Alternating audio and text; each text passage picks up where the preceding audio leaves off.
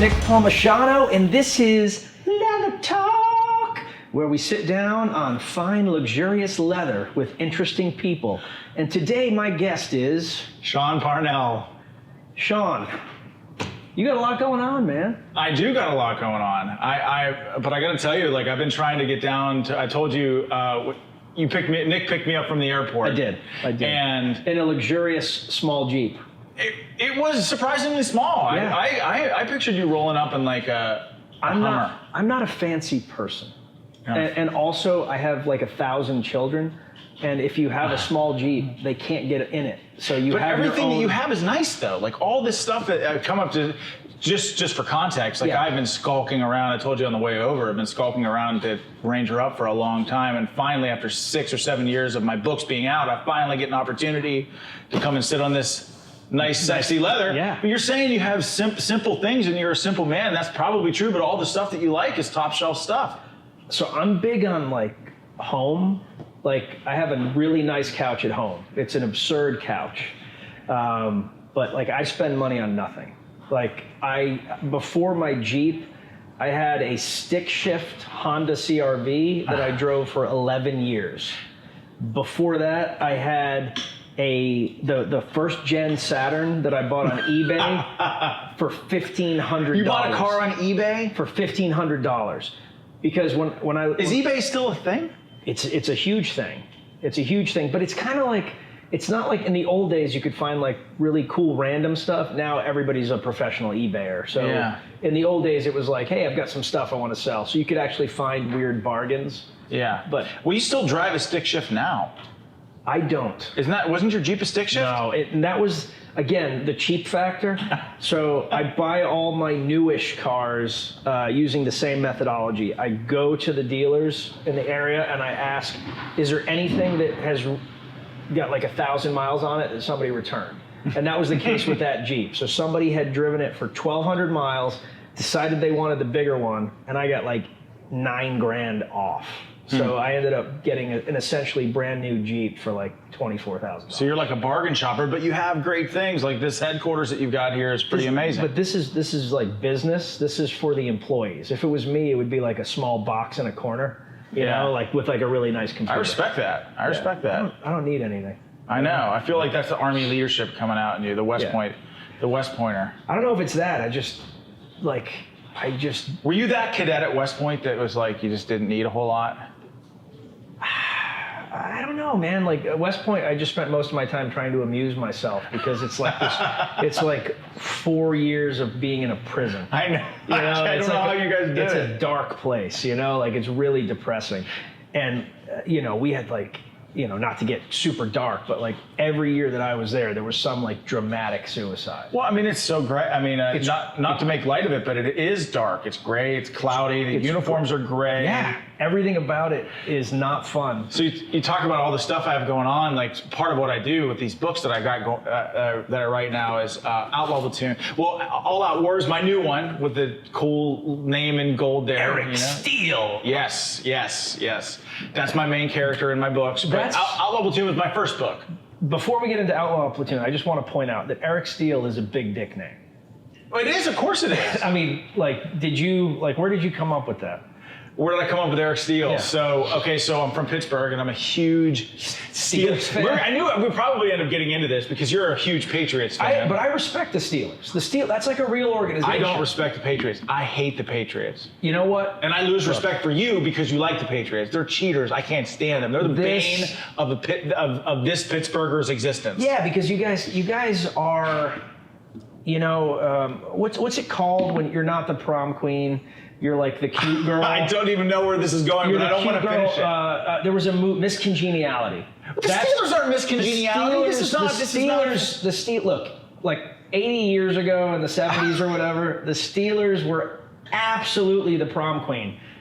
But now they're Miss Congeniality. They can get to the almost big game, but not to the big game because, you know, because the prom queen is still there. So we've established it's, you know, what's okay. To be fair, it is very, very hard for me to hate the Patriots, even though I do. Because it's a top tier organization with winners. But their players are classy. Yeah. You know, you hear Tom Brady's interviews. As much as I think he's the Darth Vader of football, which I really do think he is, he's a classy guy, and he raises his kids the right way. He is exactly my age, and he's a professional athlete. I have trouple getting out of bed in the morning. Like, it's amazing. It's like a He's 15-minute You process. ever see his draft photo? I mean, I'm sure you have. Being he just looks like. To be honest, though, he still doesn't look like an athlete. I mean, who would have thought, looking at that draft photo, that he would be probably the best quarterback of all time? No one. Zero people thought. No one. I know. And so Steel, I'm from the Steel City. I've been born and raised in Pittsburgh my entire life. Tom, sitting over there, is also a Pittsburgh guy. He is. Oh, he's waving. Nice. See, I knew we had a connection that transcended just our meeting. But yeah, and so Eric Steele, his last name is just from Pittsburgh, big steel town. And the brigade commander that I had in Afghanistan, when the 82nd Airborne rotated in, he was like 6'10". He was like a brigade commander, like 6'10". He was huge, full bird colonel. His name was Colonel Steele, and I'm like, I always wanted to write fiction. Like, I love fiction stories, whether it's movies, TV, graphic novels, books. And I was like, if I ever make it out of this godforsaken country alive, like if I ever have a hero, that's what his last name's going to be. Okay. And it worked on multiple levels because. Pittsburgh. You had two. Synergy. Yeah, it was perfect. I just knew it was. I knew it was right. Cool. I thought. You being sarcastic, or you really think it's cool? No, I like to know the reason behind things, like the little nuanced things, or so not in the same way that like you kind of have these reasons. When we did Range 15, when we did there's a stupid montage, like it's a 90-second montage of just ridiculousness where we're like gearing up, and there's a scene, everybody kind of got to pick their own scene, and the one I picked was I wanted to be like the captain of a spaceship. so the spaceship in the movie is the same set as one of the spaceships in the series Firefly, which is my all-time favorite. It's awesome. So that's one of those little Easter eggs that we kind of work. You lived the dream, man. Like Range 15 is a big deal. Like that was a huge accomplishment. That was cool. And then being able to come here and see what you do here, like you pimp merchandise, and I said, I've been a fan forever. But I peddle cotton on the interwebs. You do. You peddle cotton professionally. But it's awesome, man. I mean, it's a huge accomplishment being able to put out a movie like that. Thanks, man. But let's talk about books. So we'll start with Outlaw Platoon. Huge hit. Whenever people ask me, which book should I read about, the current conflicts, I always point them to your book. Thank you. I appreciate that. I thought you did like a really good job of telling a story, being genuine, and also not being a douche about it. Like you definitely were not like, I am a golden god, which some of the books do, for sure. And going through the process, because we were talking earlier. Right now, I'm helping Tim Kennedy write his book, and like the publishers sometimes want something that you don't want. Yeah. Like they want you to pat yourself on the back, or they want you to create drama where there is no drama. Right. Exactly. To make a better product. Of course. And I see how things can get tweaked, but it sounds like, from our conversations that you were able to keep the book pretty true to form. Yes. Yeah. It's like one of the things with Outlaw Platoon is so the whole catalyst behind that book is I was in Afghanistan. Like I was a 24-year-old kid. I mean, a lot of these guys that you meet in the military are like these country boys. I couldn't, couldn't hook a tow hitch onto. I mean, I still can't. I mean, I have no idea what I'm doing. I'm like the guy that you would least expect to see in the infantry was me. Yep. And so I ended up inheriting. I wasn't even an infantry lieutenant. I was branched air defense artillery. I got a branch transfer. Didn't even go to IOBC. Yep. I was the black sheep of my battalion that always needed a haircut. Like that was who I was, Yeah. And so I inherit this platoon of this motley crew of guys. We were like the bad news bearers of our battalion, and we just trained and trained and trained. And I feel like when we got to Afghanistan, like back in 2005, 2006, like that was all the talk of the surge, every week you were seeing tragically a soldier getting killed from an IED in Iraq. I just feel like the eyes of the nation were wholeheartedly fixated on the Iraq war. Afghanistan at the time was just this stability and support operation, and intelligence from the front lines was really scarce. I mean, we got one email from the unit, the 173rd Airborne that was there. We got one email that had any intelligence on what we were going into. Wow. And so we had no idea. We get to Afghanistan, and it was like we were just like my whole platoon, my company was just like thrown into a meat grinder, and it was supposed to be for a year, but it ended up being 485 days, which is just crazy. Like, if you put that, looking back, like if you put it into context, you know, Band of Brothers, Easy Company of the 101st Airborne, they jump into Normandy and they fought their way to Hitler's Eagle's Nest in less time than 485 days. And yeah, it's crazy. Yeah, I and never thought of it like that. And that's how long we were there, with 2 weeks of R&R in the middle. And I just watched these kids, like, you know, these aren't Navy SEALs. These aren't guys like with any sort of heart outside of this like standard infantry training that the Army offers. These guys, like, their job before the military was like high school shortstop or something. And I just watched these guys do the most amazing things in some of the heaviest combat that I think any infantry unit has seen. It was crazy. I mean, I think my base took over 3,000 rockets. I know, it's crazy. We took over 3,000, 3 a day. We had this big World War II air raid siren on our base that they'd come in at all hours of the day. It would go off like you were living in Britain in like late 1930 or something on the receiving end of like a Nazi. Yeah, but with better, exactly. But with better teeth, yeah. But I mean, we just went through like a whole lot of shit, man. Like, and you know, like I said, like I'm not like a tough guy, you know. I'm the last guy that you'd expect to be out there doing something like that. But I just, you know, my guys did amazing things, and they'd go, it's just like, it's kind of going off script, I don't talk about this a whole lot, but they'd go home on their leave, and they'd come back, and they'd be like, sir, you know, Americans don't even know what's going on over here. And I was like, what's going on? What happened? He's like, we'll be in the airport, and they'd be like, oh, where are you deployed? Thank you for your service. Where are you deployed? Oh gosh, you were in Afghanistan. Thank God you're in Afghanistan. Like, because Iraq is just so dangerous. And my guys are like, because that's a real gift. Yeah, they're like, well, they're like, shit. I just got shot in the head last week. Like, America had no idea. So I'm just thinking, like, you know, as their leader, as their lieutenant, I feel like it was. You don't just relinquish command like when you change command or when you relinquish your platoon. Like, that your charge of leadership is it's lifelong. Yep. Like, your guys, your men and your platoon are always going to look to you in some way, shape, or form as their leader. And so I just felt like it was my job to tell their story. It was my job to make sure that their legacy was captured, precisely because Americans had no idea what was going on. And I didn't want these guys to be in a position, you know, have kids and grandkids and have no idea. And no one knows. And so that was it. And so I started the writing when I got back, I started the writing process of Outlaw Platoon, which in and of itself was just a monumental challenge. Why do you think, you know, I have my own theories, but why do you think America is so disengaged? I mean, we have been at war. I mean, like, you know, in a year and a half, the Afghanistan war is going to be able to drink. Mm-hmm. I mean, it can already vote. You know, I know, right? It can already vote and you know, and register a weapon. It's going to be able to drink soon. Why do you think no one gives a shit?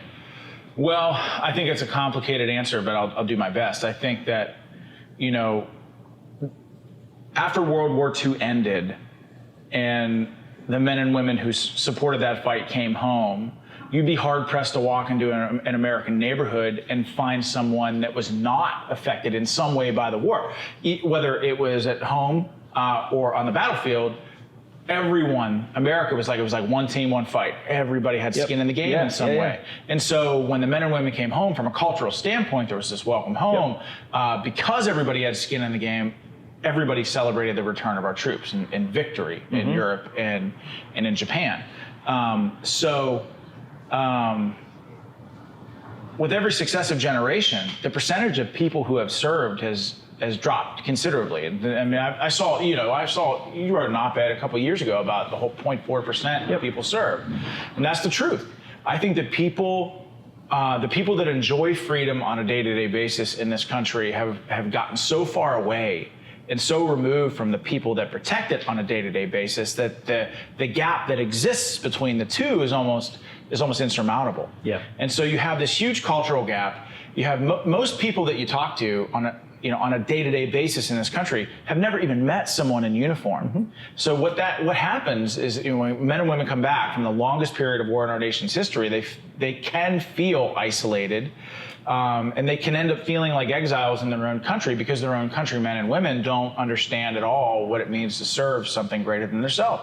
And so I call it the ice cube effect. Like when you get back from combat, like you're like this intact ice cube and everything's great and wonderful, you're meeting your family, but over time that ice cube melts to where you've got nothing left. And so it's like, if you look at it from a training standpoint, the military teaches you to shoot, move, and communicate together. Like that's everything. That's even the words that they use: shoot, move, communicate. And then you go into the battlefield and you fight, bleed, and die together. And then you come home and the exact opposite happens. Like everyone goes their separate ways. There's not a unit responsible for the transition. So we're trained to do business and to fight wars as a collective team, but when we come home, everybody PCSs, or everybody gets out, or retires, or is medically retired, and then they find themselves on their own to where that ice cube melts, and they're in some cabin isolated in the woods. And my own personal theory is there's got to be a direct correlation between that cultural dynamic in this country and elevated suicides among veterans in our community. For sure. Bryce is not here today because, Bryce is an interesting character. He is the most positive, upbeat, he was 82nd, he was a Ranger Regiment, most positive, upbeat dude, like he does jujitsu. He was an infantry guy? He was. And he's a positive guy? Dude, he is an anomaly. So this is funny, that's why he's on the show. That's why he co-hosts this thing. Infantry guys are like, there's glass half full people, glass half empty people, and glass full of piss people. Yeah. Infantry guys are typically the glass full of piss people. Yeah. Yeah, and that's I can find the negative in anything. If I'm left alone long enough, same with me. God, everything is bad. But Bryce is like, he reads all the leadership books and stuff. He's super animated. So if he was here, he would have a ton of these high-end, positive questions. But his big thing is he donates his time, not donates, but he's now the director for Gallant Few. Which is awesome. Carl Monger's organization. And his big thing is a belief that you need to find the next mission. Of course. Yeah, that's exactly right. You have to find something greater than yourself to serve. Yeah. You have to be, and for some people, I don't even think that at first, when people are at their lowest, it doesn't even have to be something that big, but it has to be a goal. It's got to be something. Mm-hmm. You seem to have transitioned very well. Actually, I feel like, thank you. It was a fight for me, I feel like everybody else. You get out, and there certainly is culture shock when you get out of the military. Yep. Civilians are just different. They don't, they don't move through life the same way that we do. I mean, I feel like I can look out this window right here and watch how people walk and pick out the veterans just by their gait. You even physically carry yourself in a different way. So I think, yes, you have to find something greater than yourself. You have to find the next mission. There's no question about that. But you also have to, in a certain way, leave. I mean, you're always going to be a warrior, but you have to train. You have to leave it behind in a certain way. If you look back, just existentially, when you were a freshman in high school, were you different as a freshman than you were as a senior? Mm-hmm. Christ almighty, I look back at myself when I was a senior in high school, or even a senior in college, freshman in college. Yeah. I mean, look back at myself as a freshman, I'm like, Jesus, what the hell was I thinking? I was a totally different person. Yeah. Experiences change us. Some of the experiences that we have in life are positive and some are negative. Mm-hmm. And we have to sort of take what we learn from the positive and keep those things with us and discard the negative. Learn from the negative, let those experiences influence us, but you can't live your life based on that script. And I think a lot of the issue is that, of course, there's a cultural divide, which we spoke to. A lot of veterans don't feel like they have a mission that's greater than themselves to serve. But also, I think veterans have a really hard time with leaving that phase of their life in their rear view to a certain extent. And I'm not saying that, I am a warrior forever, right? That will always be in my heart.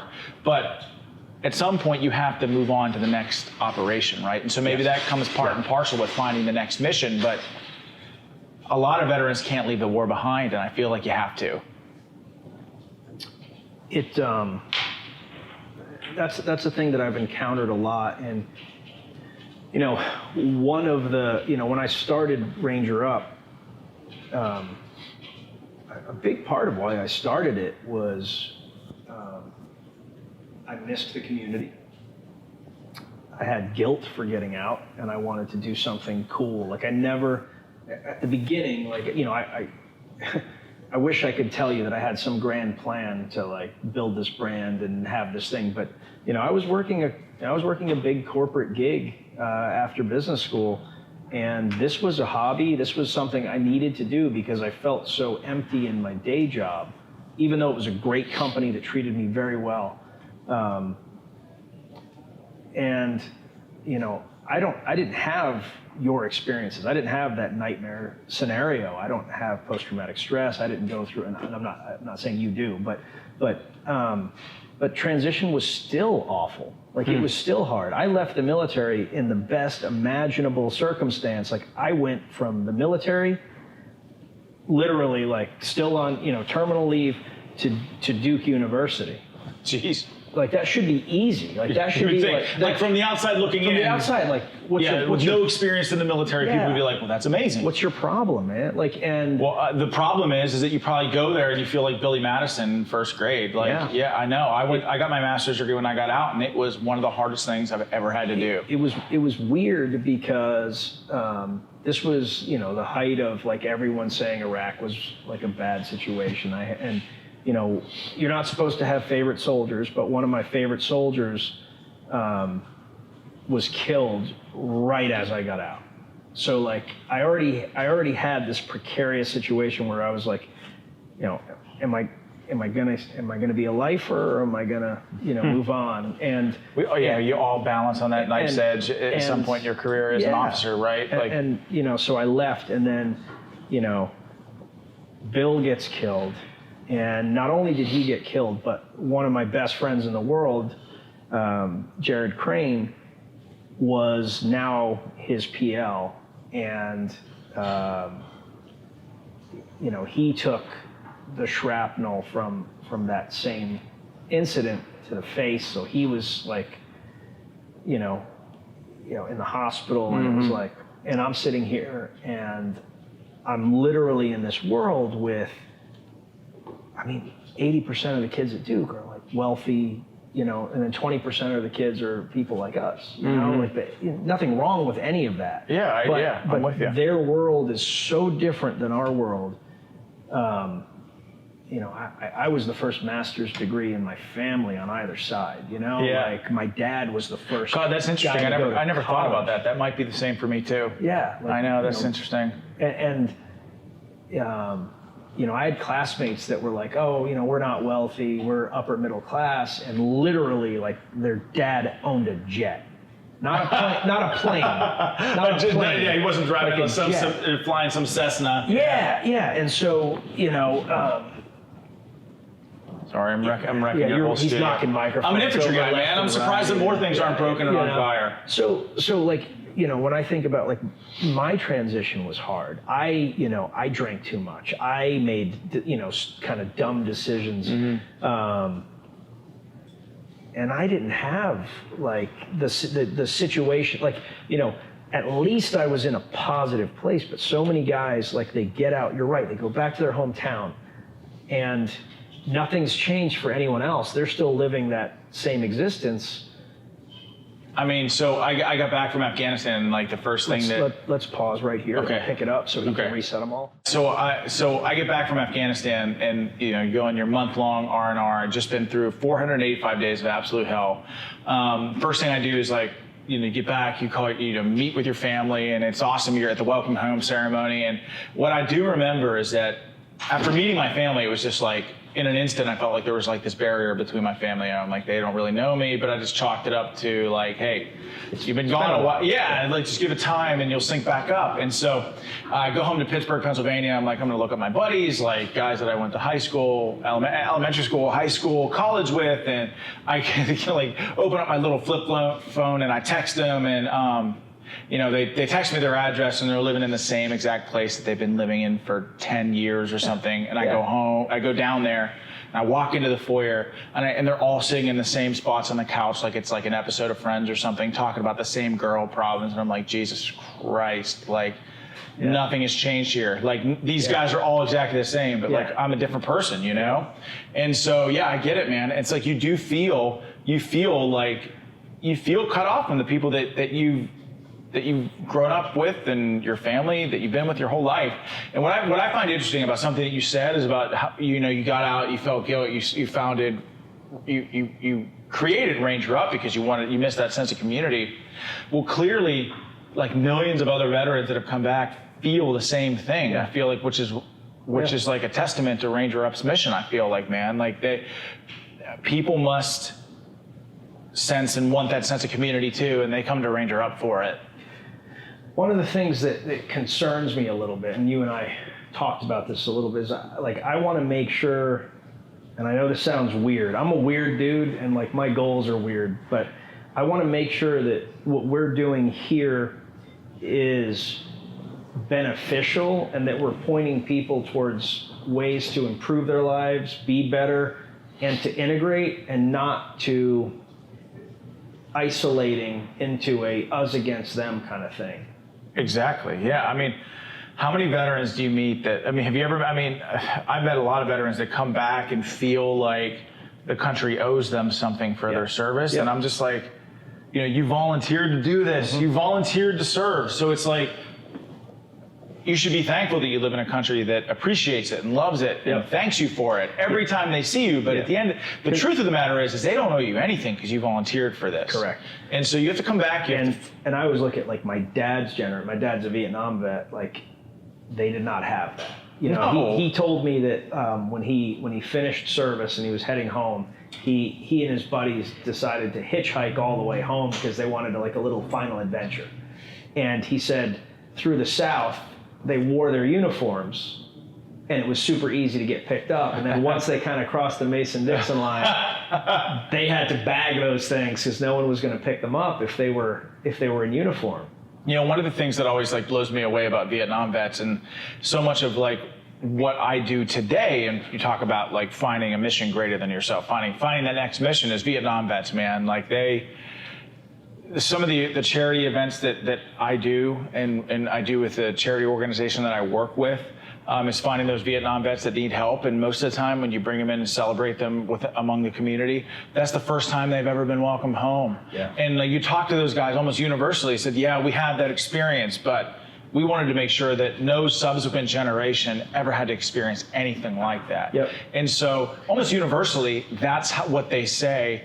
And how amazing and altruistic is that mission? You want to talk about finding purpose in life after coming home and being spit on by your own countrymen, fighting a war that in many cases, like people got drafted for to go fight, Their mission was to take care of their own. Like that, I think that's profound, and that's why Vietnam vets always have a special place in my heart, man. Because, it speaks to like finding meaning in the darkest of places when they're really. I mean, like those guys come back, they found their meaning. Yeah. Like they didn't wait for anybody to show them. They came back, they found it. No one cared. Yes, exactly. And that's the thing is that's weird.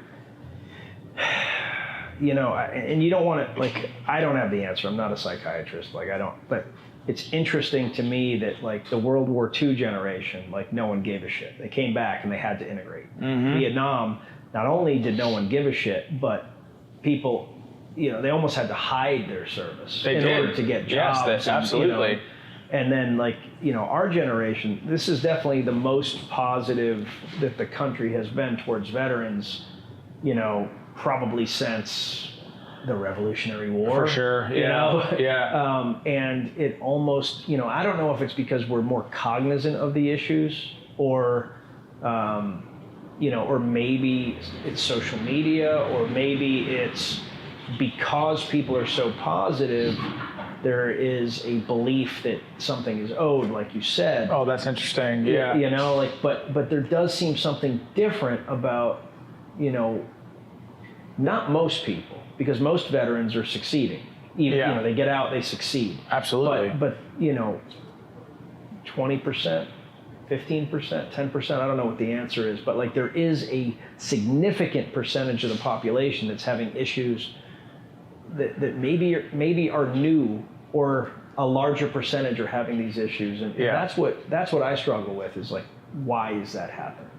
Yeah. Well, I do think that, I mean, you're onto something there. It's like, there are probably, veterans charities. You ever just go online and go, they're a dime a dozen anymore. There are so, and the VA, as much as people give the VA a hard time, and I am one of those people from time to time, because I think that the VA can be improved in a litany of ways, but regionally, some of the VAs are amazing. Some of them are just garbage. It's super decentralized in terms of what's good and what's not, but we got resources, we have healthcare, we have charity organizations that want to help us. And so I do think that creates a sense of I'm owed something, and if people, aren't wired into the veteran community and they've never even met somebody in uniform and they don't treat that veteran the way that they want to be treated, it can create a sense of, unhealthy entitlement. I always say that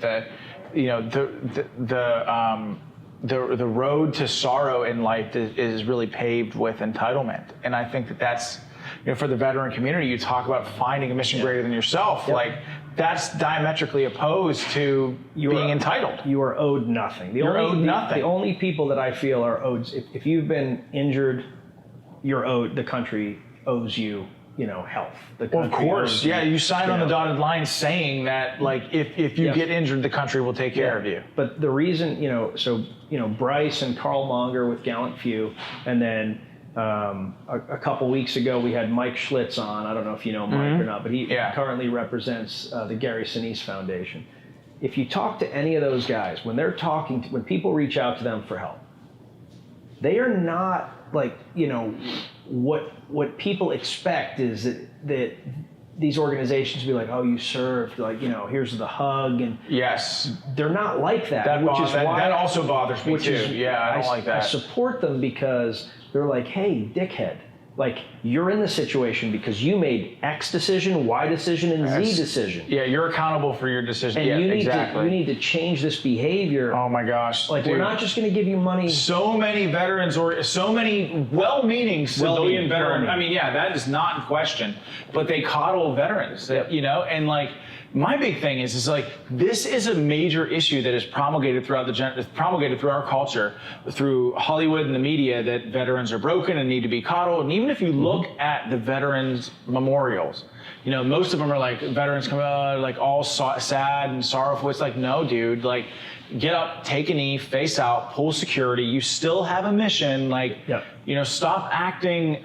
Of course, combat's tough, right? Of course, it changes you in a lot of ways, but you have a choice in how you face life. And so I totally respect that. If these guys they're holding people accountable for their choices and helping them learn from those choices, that's so important for the veteran community today. Like, no question about it. So let's jump back to your book. Okay. All right. So we're looking at Eric Steele's next mission. So let's talk about it. Okay. So all right. How hard is it? So it's one thing to write about your life. That's hard. But at least it's you. At least it's like, there is no wrong answer because it's your experience. Yeah, fiction is really hard. Now you're making up a character that's based on a second-tier football organization. How do you do that? And how do you succeed? We're already starting off on the wrong foot here, but yes, how do you succeed at that? No, it's hard. I don't know. I don't know. I just, to me, like, I think that you've got to, like, writing fiction is the hardest thing in the world. It's an art form. You're creating worlds. You're creating characters with, their own psychologies and motivations and physical abilities. And, so it just was so hard. I've been conceptualizing Man of War, the first book, for years. In fact, like, when I was writing Man of War, there are 4 or 5 iterations of that story that did not get picked up before the actual book itself was published. So you've had to change it 4 times. Oh my gosh, not only change it, but start from scratch. Like, the first Eric Steele mission was his special forces team getting wiped out in Afghanistan, and it didn't work out. It wasn't the right fit for Eric Steele. So I had to, like, the first story I started. I would have dug that, though.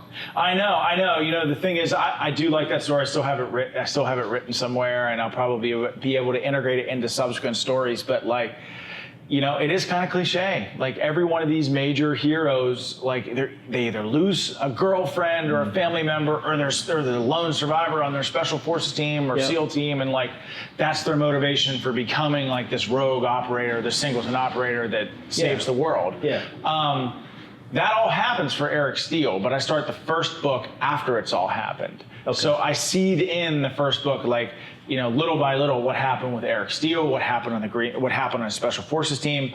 His father went missing when he was 9 years old. What happened with his father? He grew up without his father. His father, I won't spoil it, but that subplot is something big. But writing fiction is really hard, man. It's you know, it's the hardest thing in the world. What is the hardest part for you? I'll tell you, like, so I dabble in this as well, but I'm not there yet. So I'm not going to compare it all. But what's the hardest thing for you to write? Okay, so I think that the hardest thing is plotting.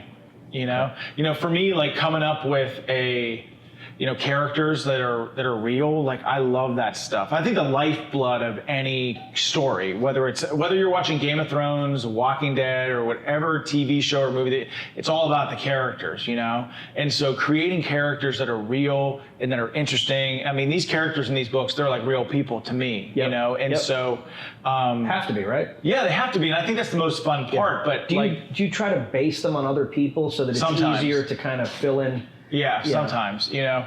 I think what I try to do with these books, especially in the first book, was try to take archetypes of who we are as people and elevate them and exponentially elevate them and put them in characters so that they're interesting.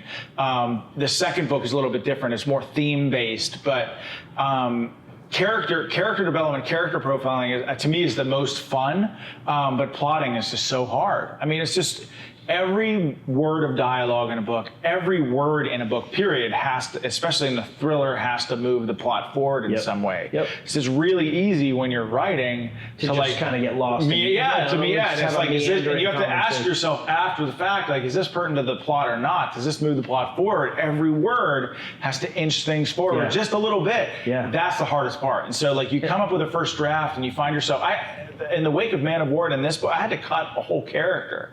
So what that meant is going back through every single chapter and making sure that character was removed, all the subplots were removed. Yeah, because it just wasn't pertinent to the plot. Is that character coming back or no? I think so. I think this character will come back in later books. But yeah. For me, the hardest thing is writing women.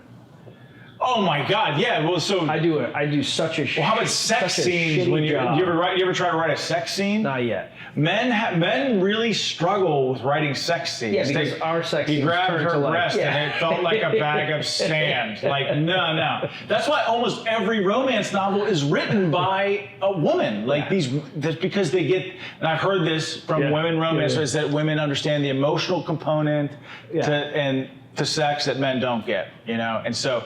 Writing a sex scene is one of the hardest things in the world. There's a lesbian sex scene in Man of War. Nice. So I know. I had to really try to bring my A game. I wasn't doing that because I was envisioning a lesbian sex scene. Yes, you were. I was doing you it absolutely were. Because I was giving him props for being woke. Yeah, I am woke. I am woke. But also lesbians. Yeah. Right? Yeah.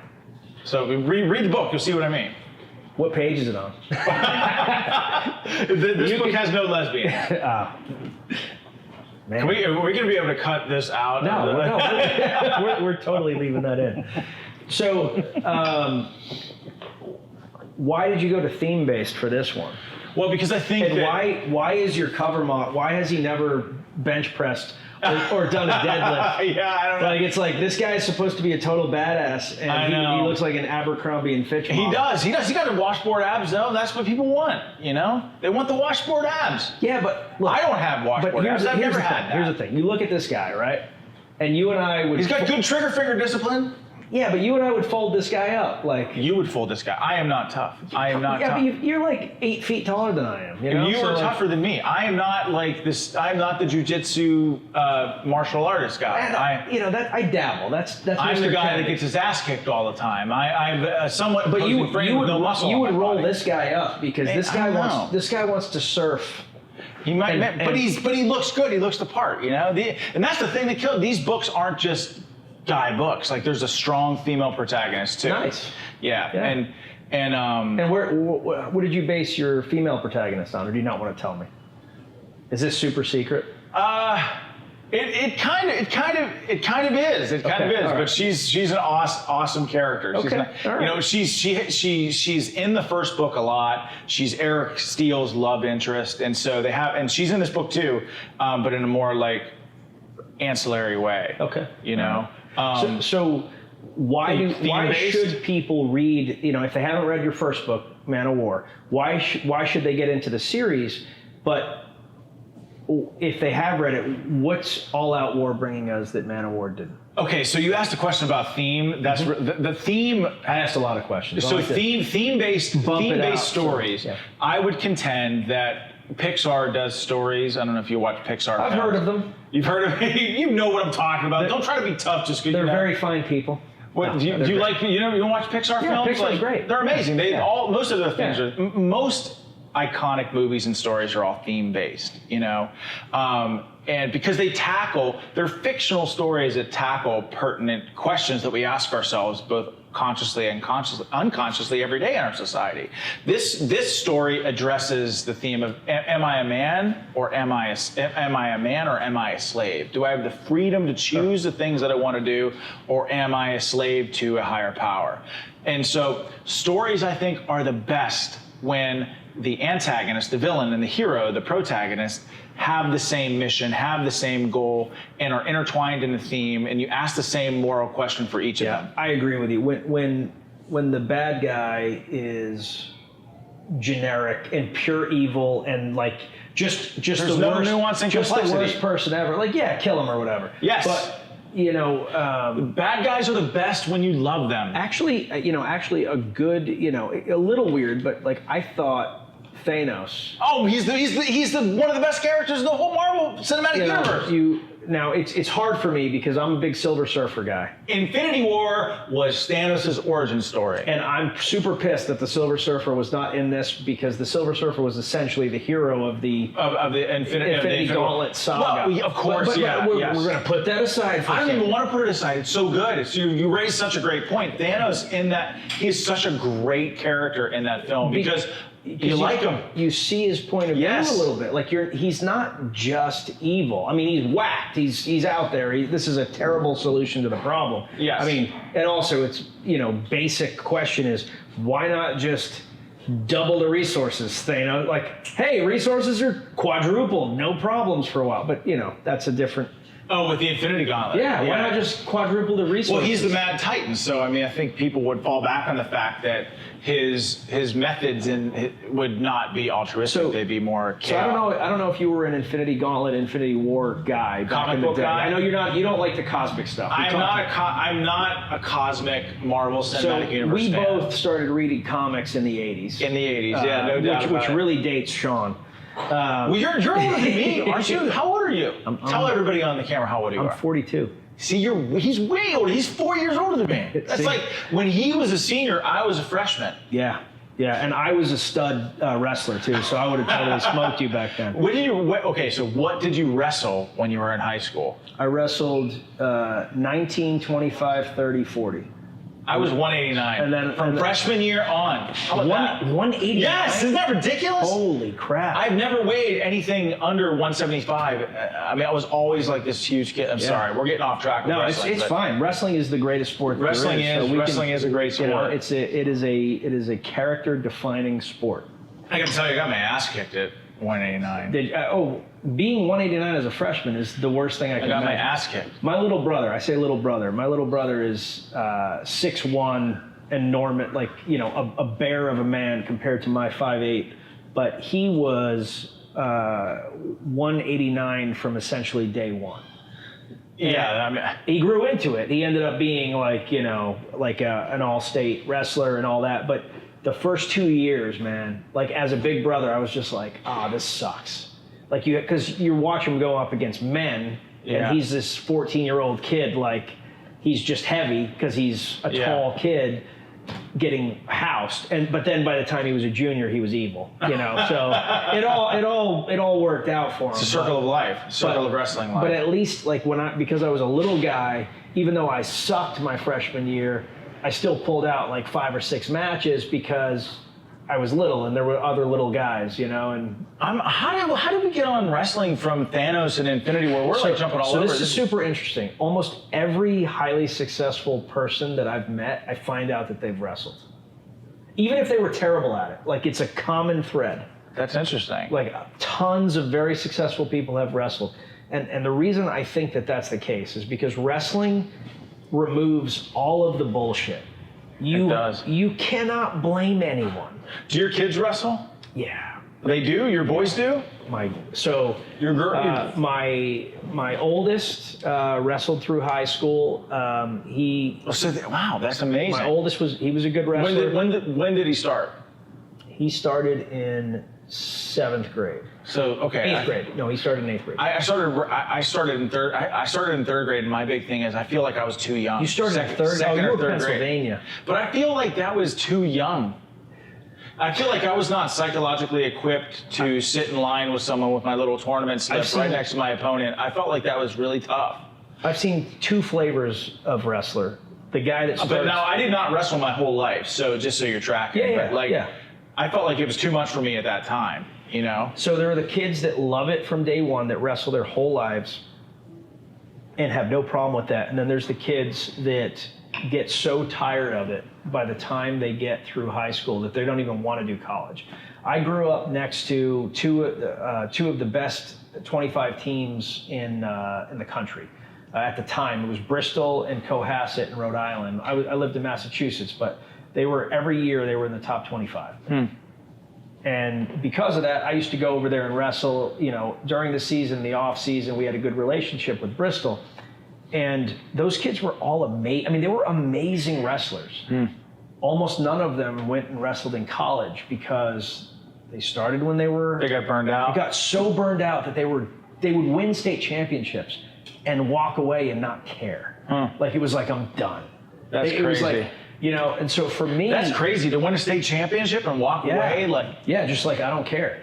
That's an incredible accomplishment. Oh my gosh. Yeah. For me, it was different because I was a judo kid and I didn't find wrestling until high school. And my freshman year of high school was our first year as a varsity team.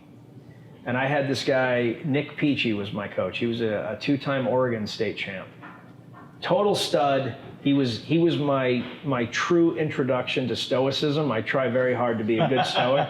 And he basically broke every rule that you can imagine in order to make us a good team, to the point where by the time that I was in 4 years, I went from this is the first year of varsity wrestling to our team was placing like 5th. You know, that's amazing. Yeah, like, I mean, we were. Yeah. But yeah, man, like, you know, like, wrestling is like, you're responsible for your success and your failure. Oh, you're accountable for every mistake that you make. Every mistake that you make, you know. And then you go back and you think about it. You think about it over and over. Oh my gosh, it's so true. But there's so many things about it that are like great lessons. Like, you don't hate your opponents. Like, you know, in the great matches that I lost and won, I couldn't have done that if I didn't have a worthy adversary. I mean, I got paired up in my youth with this kid named Mike Croyle, and he was in I'll never forget. He went to a neighboring high school, and he just, like, we'd always meet, you know, first. We'd always wrestle in the finals, and he would 100% of the time beat me. Every single time. That sucks. And it's like every single time. And then come to find out, like, in high school, you know, he wrestled, I mean, his whole life, but in high school he was winning state championships every single, from freshman on. I mean, I don't want to misquote his record, but the kid was like just this amazing stud. Yeah. And then he went to college on a D1 scholarship. So, like, I was losing to this guy, but this guy was like obviously gifted, you know? Yeah. And he was just, he was the guy I met in the finals all the time. Those are like, you know, like, I don't want to pull a whatchamacallit, a poke high, you know, 4 touchdowns. How much would have been I could throw a football over that mountain in one game? But there was a kid, you know, like Bob Cloutier, who I only got beat, you know, once I got past my freshman year, I didn't get beat twice by the same guy. Like, it just didn't happen. It was like a thing. Like, I keyed on it. This dude, Bob Cloutier, he's the only guy. He beat me 4 times. He beat me 4 times. And there's nothing I wanted more than to beat him. And my junior year, he beat me in the quarterfinals of sectionals in freaking double overtime, 3-2. And then, I won all the rest of my matches, and he lost one to the eventual state champ, and then we ended up going for third and fourth. And there were 19 seconds left. I was down 2 points. I got the escape and somehow, some way took him down and won 3. What? You won 3-2. I don't have a story like that. I am not joking. I've done a lot of things in my life. I don't know that there's anything that's ever made me happier. That's an amazing accomplishment.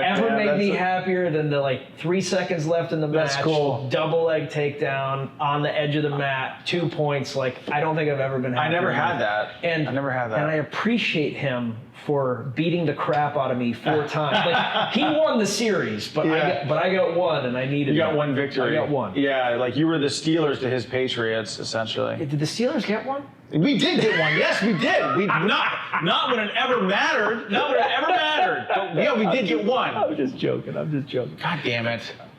Your jokes are not funny, Nick. Your jokes are not funny. We're going to pause for 1 sec so we can reset. We were just talking about wrestling. Yeah. And how it's the greatest sport there is. We went from Thanos to wrestling somehow. We did. We went from Thanos to wrestling because Thanos and wrestling are both great.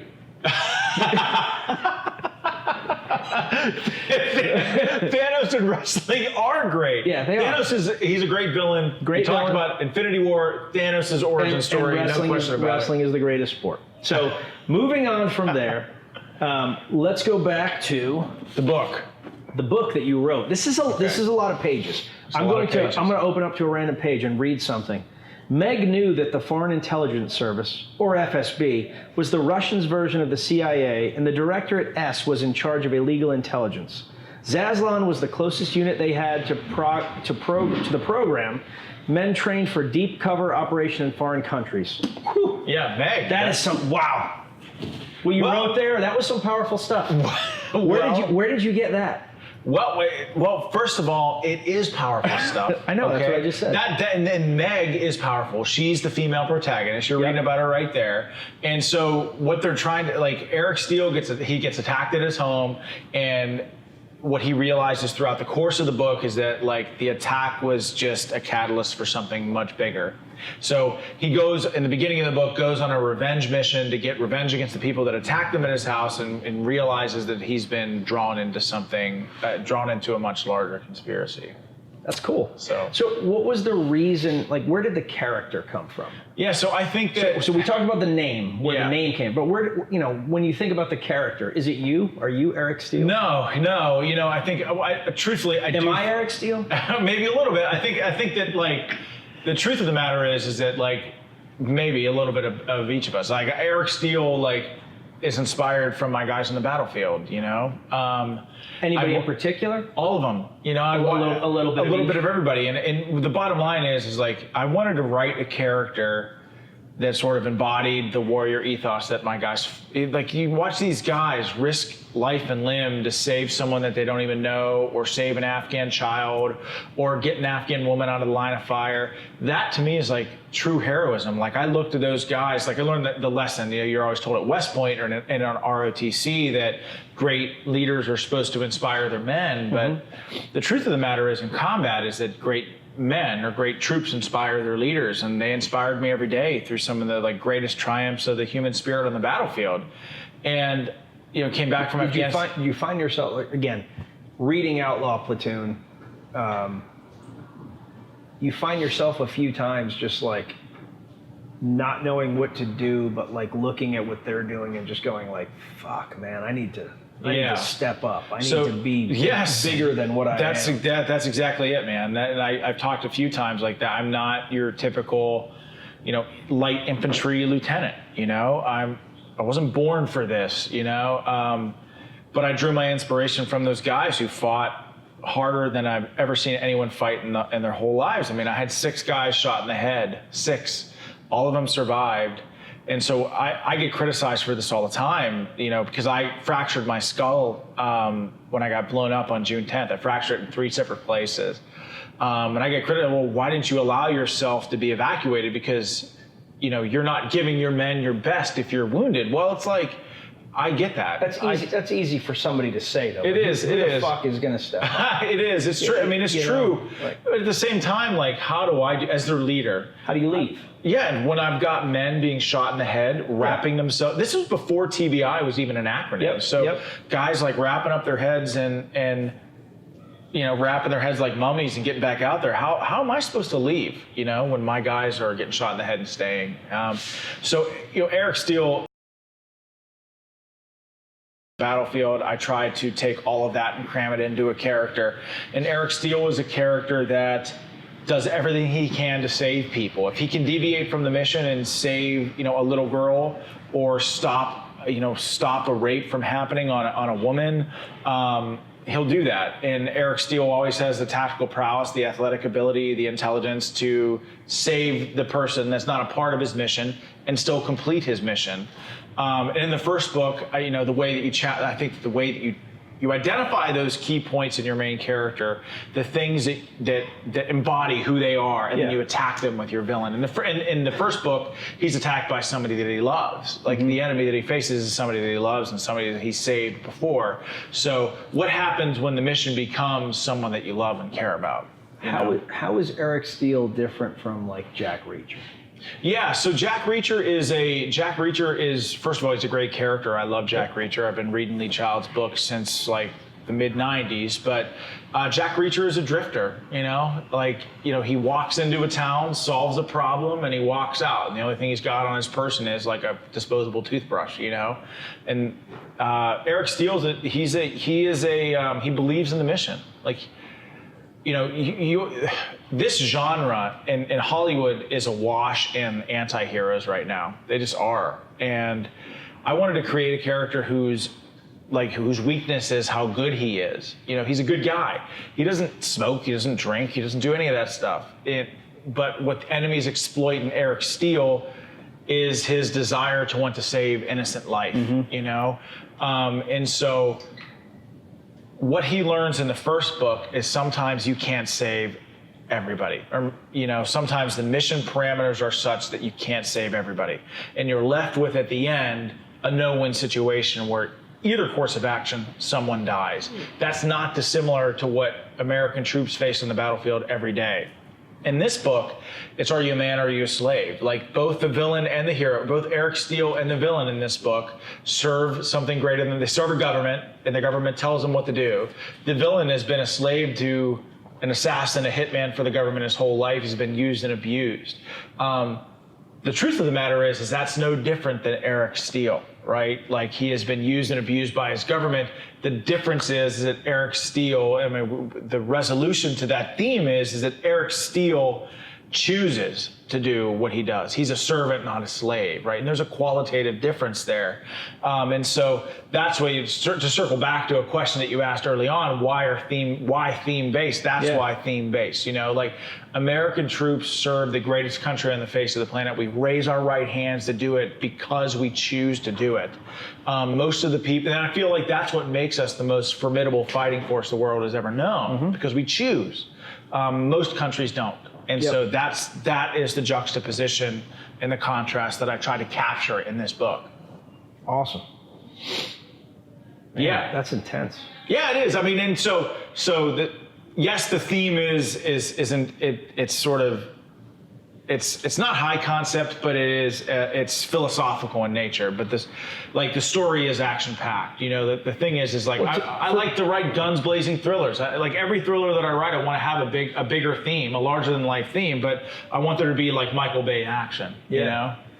For me, the best fiction is always fiction that also conveys some kind of message. Like I'm not in it just for the story. Yes. So that's really cool. Well, I mean, do you think you're getting better? Well, I hope, like that's the goal with writing fiction. Like I look back on Man of War, the first book, and there are things I do different now, and in this book, I think I improved on those things. And insofar as like writing a plot that was more streamlined. Like Yep. that's the thing that's cool about a Jack Reacher book is like you pick up a book that's written by Lee Child and you expect Jack Reacher, like the book to start with a question that's unanswered, right? And you expect Jack Reacher to walk into that town and help you solve whatever that is. Figure it out. So there's something to be said for giving your audience, you know, an expectation, right? And so I'm still trying to figure out what that is with these books, you know.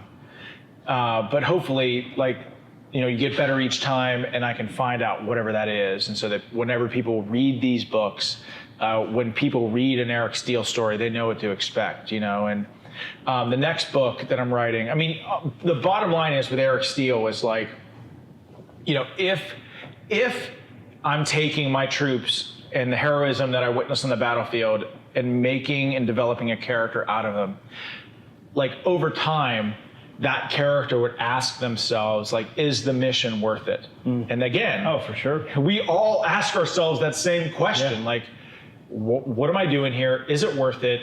This guy just got killed. Like, is what we're doing worth it? And so Eric Steele, that's how I hammer away at his character. He continues to ask himself, as people around him that he loves and cares about get implicated in the mission, is it worth it? Is what he's doing worth it?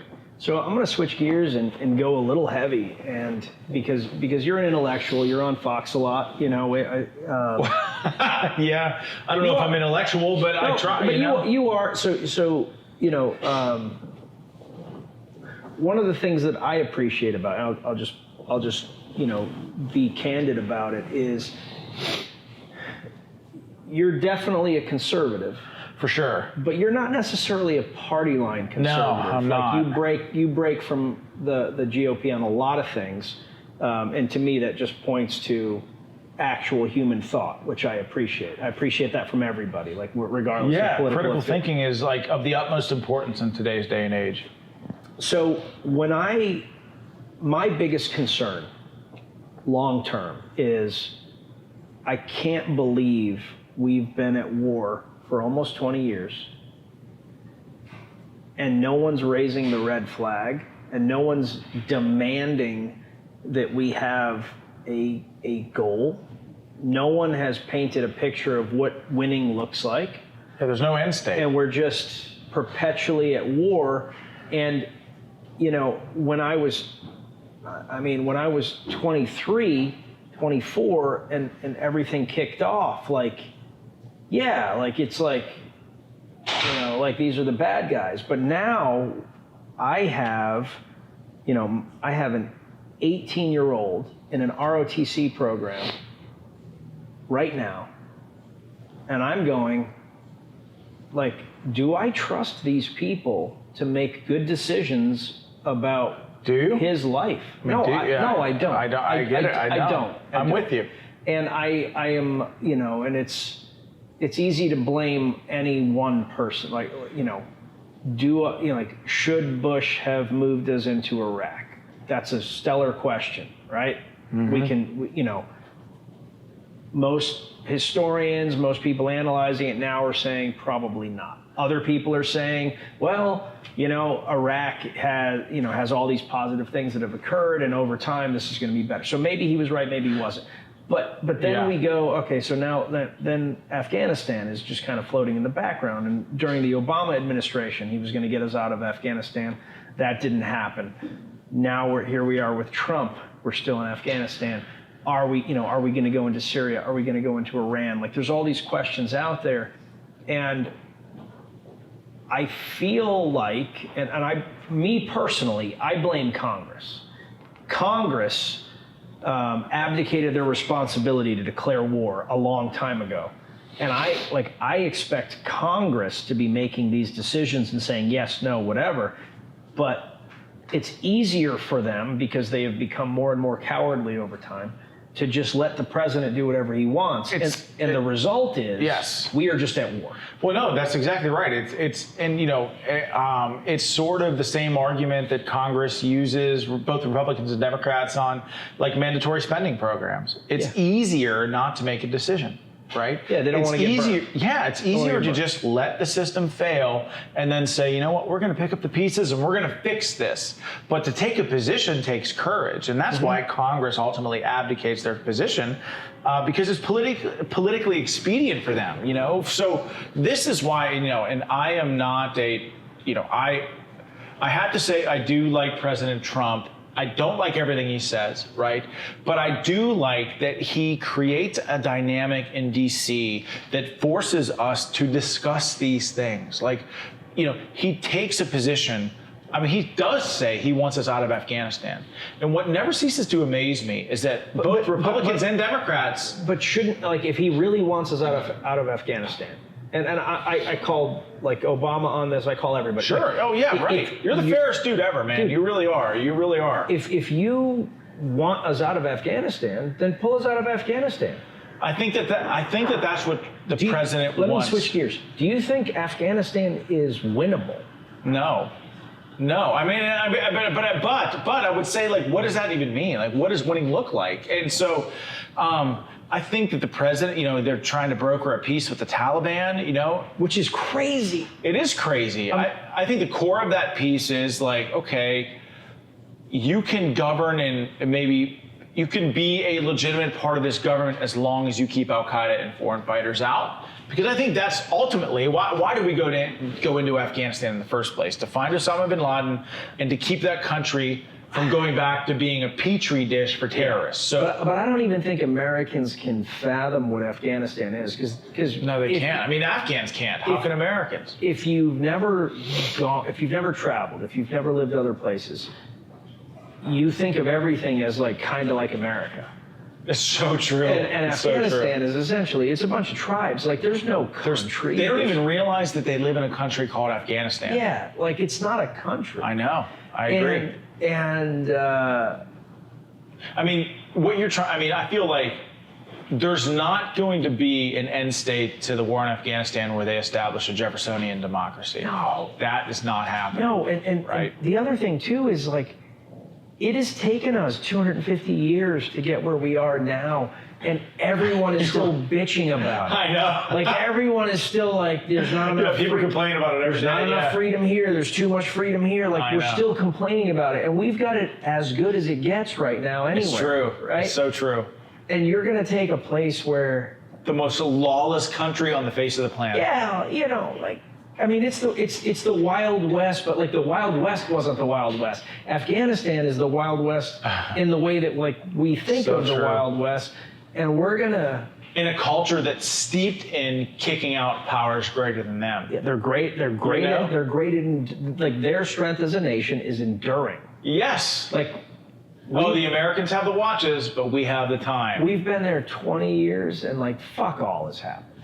Nothing. I mean, that's what kills me about this, is that every year the commander in Afghanistan comes out with a report that looks like it was plagiarized from the year before. It looks like they took the commanding general from Afghanistan the year prior and cut and pasted it into a Word document. Then he walks up to a podium and he reads the same thing. I totally agree with you. Like, I'm going to put you in a ridiculous situation because I think you can handle it. Yeah, do it. I got it. Tomorrow, Sean Parnell is president. Okay, all right. I like that. I'm not even going to drag you into domestic stuff yet, but just foreign policy. What are we doing? Okay, so first thing that I do is define an end state to Afghanistan, right? The first thing that I do is I say, okay, the initial goal for going into Afghanistan was to kill bin Laden. We've done that to keep the country from going back to a petri dish for terrorists. So my strategy would be this. I would close down 85% of the forward operating bases in Afghanistan, and I'd probably put 3 or 4 infantry battalions there for base protection. I put 3 special forces teams there to work with indigenous populations to help them train. And then I have the best of the best, like SEALs, Delta Force guys. SEALs? Yeah, I know. Well, yeah, right. Well, they're having a hard time. They are having a hard time. But just direct action strikes, just to keep the enemy on their toes. And I have UAVs everywhere, right? Bottom line is, whether or not I think that's a winning strategy, or at least a place where we can with the goal of what? With the goal of drawing down, right, and letting the Afghan government do what they want to do. I mean, the bottom line whatever that is. Whatever that is. Yeah. I mean, we're spending far too much time and energy in Afghanistan dumping money into their government and hoping that they do the right thing. Which they won't. And then what happens is that whoever's elected gives $10 million to his brother who's running a poppy field in Helmand. I mean, that's what's happening. And we can't do that anymore. And so so that's what I would do with Afghanistan. But with regards to foreign policy is the first thing that I would do. How about Iran?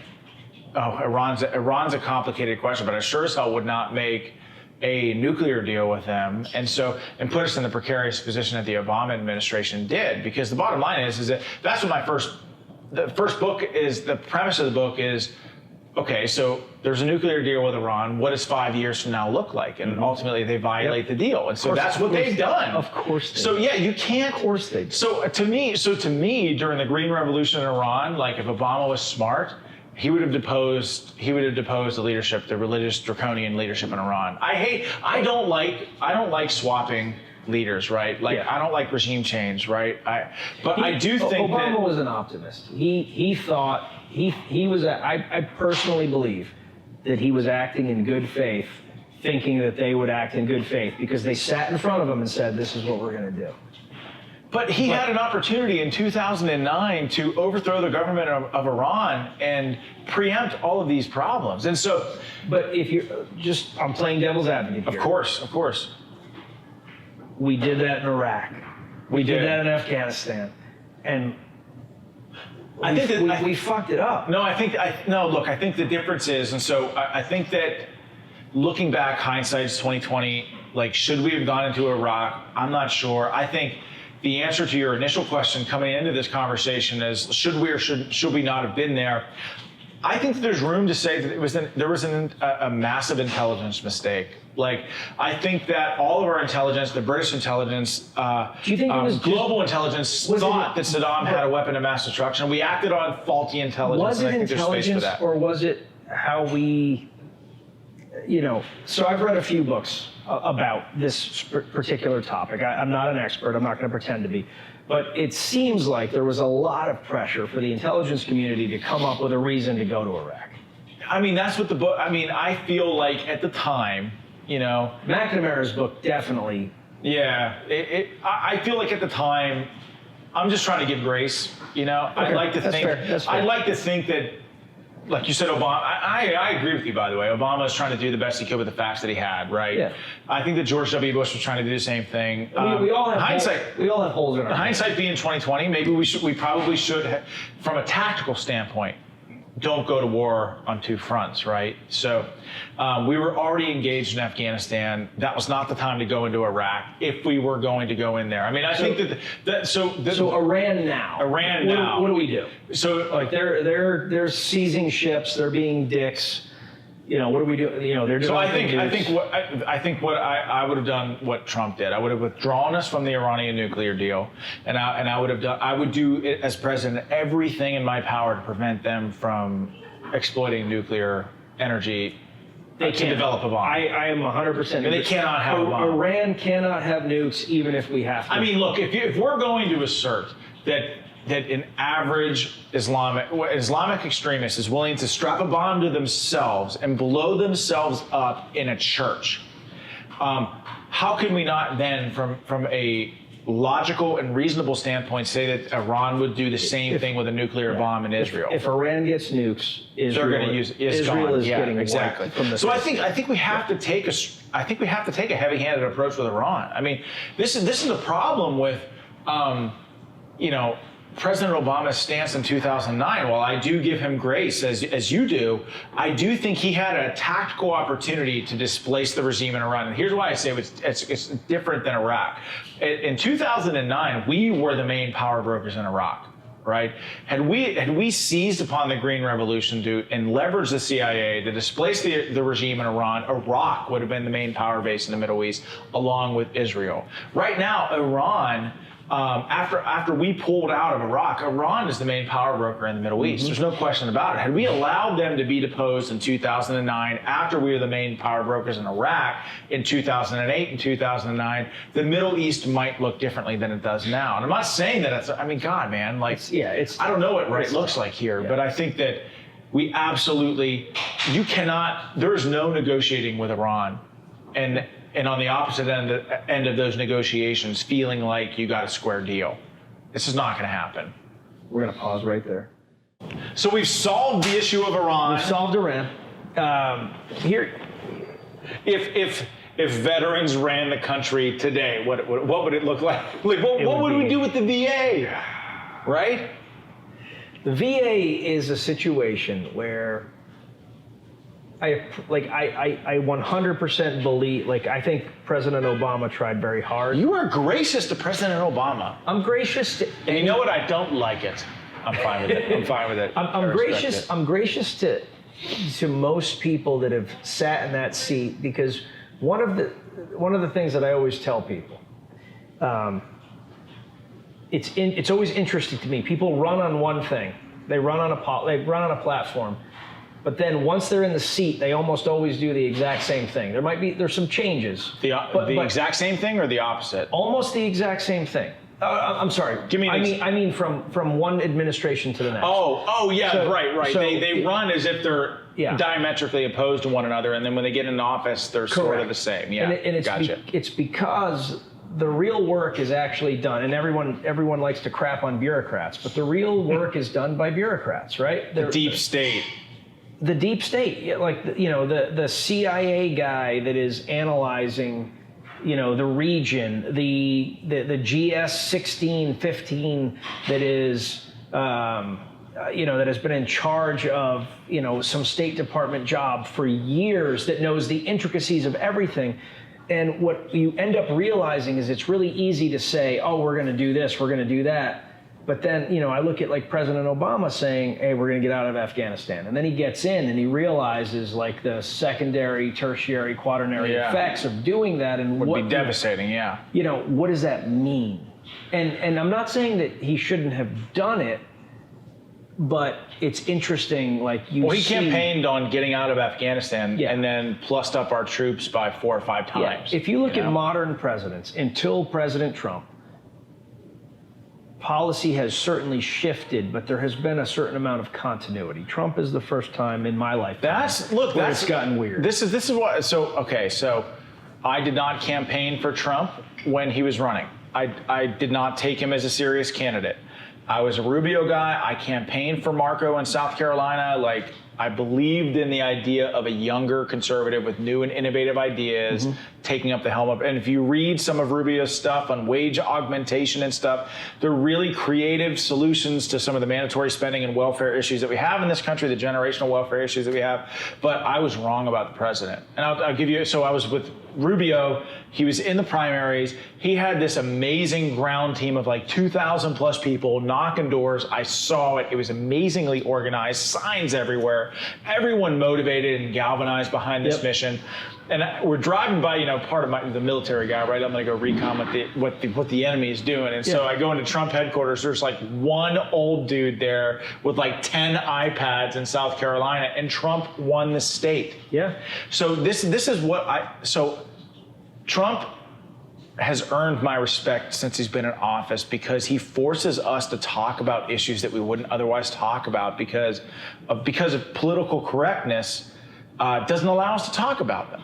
The border, the immigration issue, the fact of building a wall, the idea that we should just wholeheartedly remove, like, we have an isolationist foreign policy for the first time in a long time. Like, Democrat and Republican have both, as you mentioned, done the same, close to the same thing every 4 to 8 years that they're in office. Trump is a wild card. And what I respect about this guy is that, groupthink is a thing. You get immersed in a group of people that think the same way that you do. You tend to think that the way that they do as well. Trump is in Washington. He's got Democrats at his throat. He's got Republicans at his throat, all vying for him to take their side on a specific issue.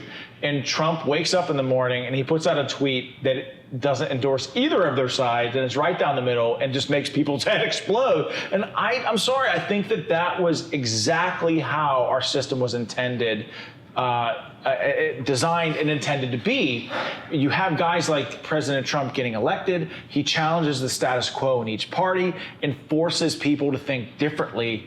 Whether you agree with the things that he says or not, he forces us to think in a different way. I mean, come on, like if you look at the way things have been done, you yourself said leading into this segment that presidents, whether they're a Democrat or Republican, tend to do the same thing. Well, Trump does not do that, and I think that's good for the country. Yeah, so I feel a lot of different ways about the man. So on the one hand, I think he definitely has received an unholy amount of criticism. It's ridiculous. But I also think that my problem with the president, it's less about policy, because, policy we can debate. There's 1,000 different ways to look at something. What I have at an issue with the president is I find that there is a meanness to him. There is a meanness to lots of things. Like this week, we've had two legit, not like liberal defined, but like legit mass casualty situations, and the president, the same day that these things happened, he's talking shit to like other politicians. Like, I mean, could you even fathom, can you imagine what would have happened to George Bush or Reagan if they had done something like that? Mm-hmm. I mean, obviously the times are different. We have Twitter now, and the president, but I think that the meanness that he portrays, while it makes people chuckle, if you're on his team, and makes people, absolutely lose their mind if you're not on his team, I think it's very unpresidential and very un-American. Like I personally, and I'm a dude that I've been a Republican my entire life. Yeah, I know. You're, like I said, you're a fair guy. You really are. I have a real problem with it because it, and we can argue about were the Democrats mean first or were the Republicans mean first? Like, I don't even care. Like, I think he's taken meanness to a different place where he is defining Democrats as evil, which has allowed Democrats in return to define Republicans as evil. And whereas I've already sat down, like in this chair, we've had some pretty liberal people, and I like these people. Mm-hmm. They're, I'm friends with these people. You have liberal friends. Of course, I do. And we can sit down, we can have conversations, we can, and it's all fine. And I don't sit there and go John is a terrible father because he thinks differently than me on gun control. But I think that the president has, whether on purpose or on accident, he has created a situation where it is okay to demonize your opponent. So I would say that the president did not create that situation. I think that this is my personal opinion. That's why you're sitting in this chair. I think that, so for the longest time, we had a guy, John McCain, who was a war hero, who ran for president, and the Democrats made him out to be a Nazi war criminal. Yeah. They smeared him, and then they took Mitt Romney, one of the most vanilla, milquetoast people you could possibly imagine. Thank you for using the word milquetoast. Yeah, it's one of my favorite. It's one of my favorite words. True, right? And Romney, no one uses it. Yeah, he's a great human being. I liked him. I supported him. I thought he was right on many of the issues. I have a few people that worked with him and know him. He's amazing. And everyone's he's and you watch that Netflix documentary, Mitt. You get to see a sense of how his true personality is, and you think his campaign advisors did him a great disservice. But because his personality is great, he's funny, he's quirky. Americans would have fallen in love with him if they would have just allowed him to be who he was. But they made him out to be the binders full of women guy, right? Yeah. And so, as a lifelong conservative, not necessarily a card-carrying Republican, but as a lifelong conservative, I have desperately wanted to see conservatives punch back. And so, Democrats have been fighting this political war, and that's what politics is, man. It's just war without bullets. They've been fighting this war with no rules of engagement, and they've yet to come up against a Republican that's fought the same way. And so Trump does that. And I think we, naturally, having grown up with conservative candidates who have taken the high road all the time and lost because of it, right, at the national level, and lost because of it, I think that we've come to expect, like, a definition of what is presidential that is not necessarily accurate. I feel like every time the president comes out and punches back, I like it. You know, you have a point. Like, should he be criticizing people in the wake of mass shootings? Like, you have a point. Like, all that. Like, I share, like, I don't support everything that the president tweets, but I don't have an issue with him counterpunching. I just don't. I don't have an issue with him counterpunching other politicians. But man, like I'll be honest with you, like I straight up cringe sometimes. Like some of the stuff. I know. I mean, a lot of people. Like, I mean, I'm with you. I'm with you completely. I am. because again, I take it from a place of service, right? Like I was an infantry officer, like, but I took it seriously, and I think like, and I tell people all the time, like, the most important job I've ever had in my life is infantry platoon leader. No question and the about only that, way yeah. the only way that would ever be trumped is if I ran for elected office and became president. I don't think there's another job that's more important than infantry platoon leader. And so when you're running an infantry platoon, well, not running, the platoon sergeant runs the platoon, but when you were the platoon leader, you know, like, your job is to serve the whole platoon. Yeah. You've got guys that are brilliant. You've got guys that are a little on the dumb side. You've got guys that are studs. You've got guys that are a little fat. You've got guys that are Democrat. You've got guys that are independent. Sure. You've got guys that are Republican. And like, your job as an infantry platoon leader is to serve all of them. And what I find missing from this president is, I think he serves the people that like him. And if you See, I think that so first of all, my answer or my response to that would be twofold. One of which is that I would say that if media organizations like CNN and MSNBC would just be fair to him, and I'll give you that. Like, you came into this argument saying this president has been treated monumentally unfair by the media. So like, it's absurd. It's ridiculous. It's absurd. And so we've never seen a president undergo this much scrutiny by the media. And so I think that if they just treated him fairly. I think if you look back, I don't know, man. I mean, maybe. I think there are probably other presidents. Jefferson destroyed Adams. Yeah. Jefferson destroyed Adams. Lincoln got absolutely annihilated. Lincoln would not have won re-election. Like, but yeah, we have to look back. We have to look back past, our lifetimes to see. Yeah, and I would just say that the president is oftentimes attacked first. You know, Elijah Cummings, is right. Prior to this Baltimore scandal, if you can even call it,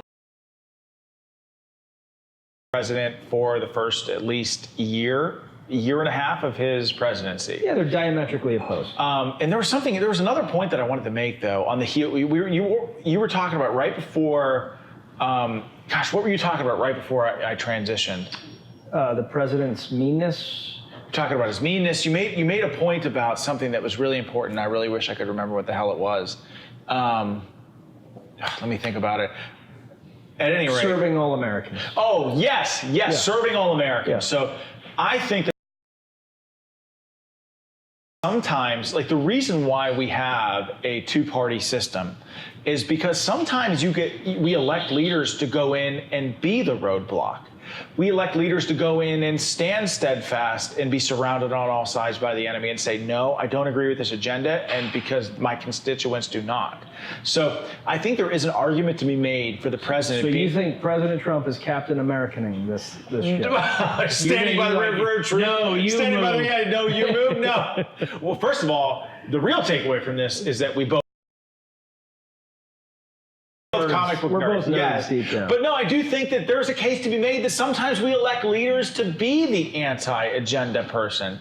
And I think in large part that is what Trump's appeal was. Like there is a significant amount of Americans, and I mean, look, enough to get the guy elected. Yep. There are a lot of Americans that feel like they're overlooked by, the LA, New York City, Washington, D.C., triumvirate, flyover states, whatever you want to call them. There are millions of people that feel like they've been overlooked for far too long, and the president embodies everything that they've wanted. And so I think that is why fight back with the meanness that you're articulating. Gun to your head. Who's the Democratic nominee? Oh my God, they're all so terrible. I mean, if I'm the Democrats, right? If I'm the Democrats and I am their consultant, it has to be Joe Biden. As sleepy as he is, he's moderate and he has the name recognition and he's moderate. But there is an argument to be had there that he could be the Jeb Bush of the Democratic Party. I don't know. It'd be either him or Kamala Harris. I think Kamala Kamala's screwed. After Tulsi Gabbard absolutely destroyed her, The impression is now, well, she dropped also after she was a dick to Joe Biden. So even though her performance was high, no one really. Tulsi took her apart. Tulsi destroyed her. She just absolutely wrecked her. But if you're a Democratic consultant, that party is a shit show. It's just they are so far left. They are not within the mainstream of America. Every one of them are so far left. Yeah. Like in 2016, who was it? Jim Webb, right? Yeah. I would have same. I would have voted. He was awesome. I would have voted for Jim. I watched him during the Democratic debate because he was a veteran. Yeah. The dude was just pragmatic. He was a leader. I'm with you completely. I 100% would have voted. I'm a Republican. I would have voted for him too. 100%. But that's not the Democratic Party of today. They're so crazy left. It's not. So that's the interesting thing is because if you look at the data, Democrats are not nearly as progressive as the candidates. You're right. They're more blue dog than anything else. They're more blue. Right. So it's an interesting That's situation. why I think the Democratic candidates don't resonate. If you're going to run someone in the Democratic Party, it has to be Joe Biden. He's got the name recognition. If we're talking about the real threats right now, Joe Biden.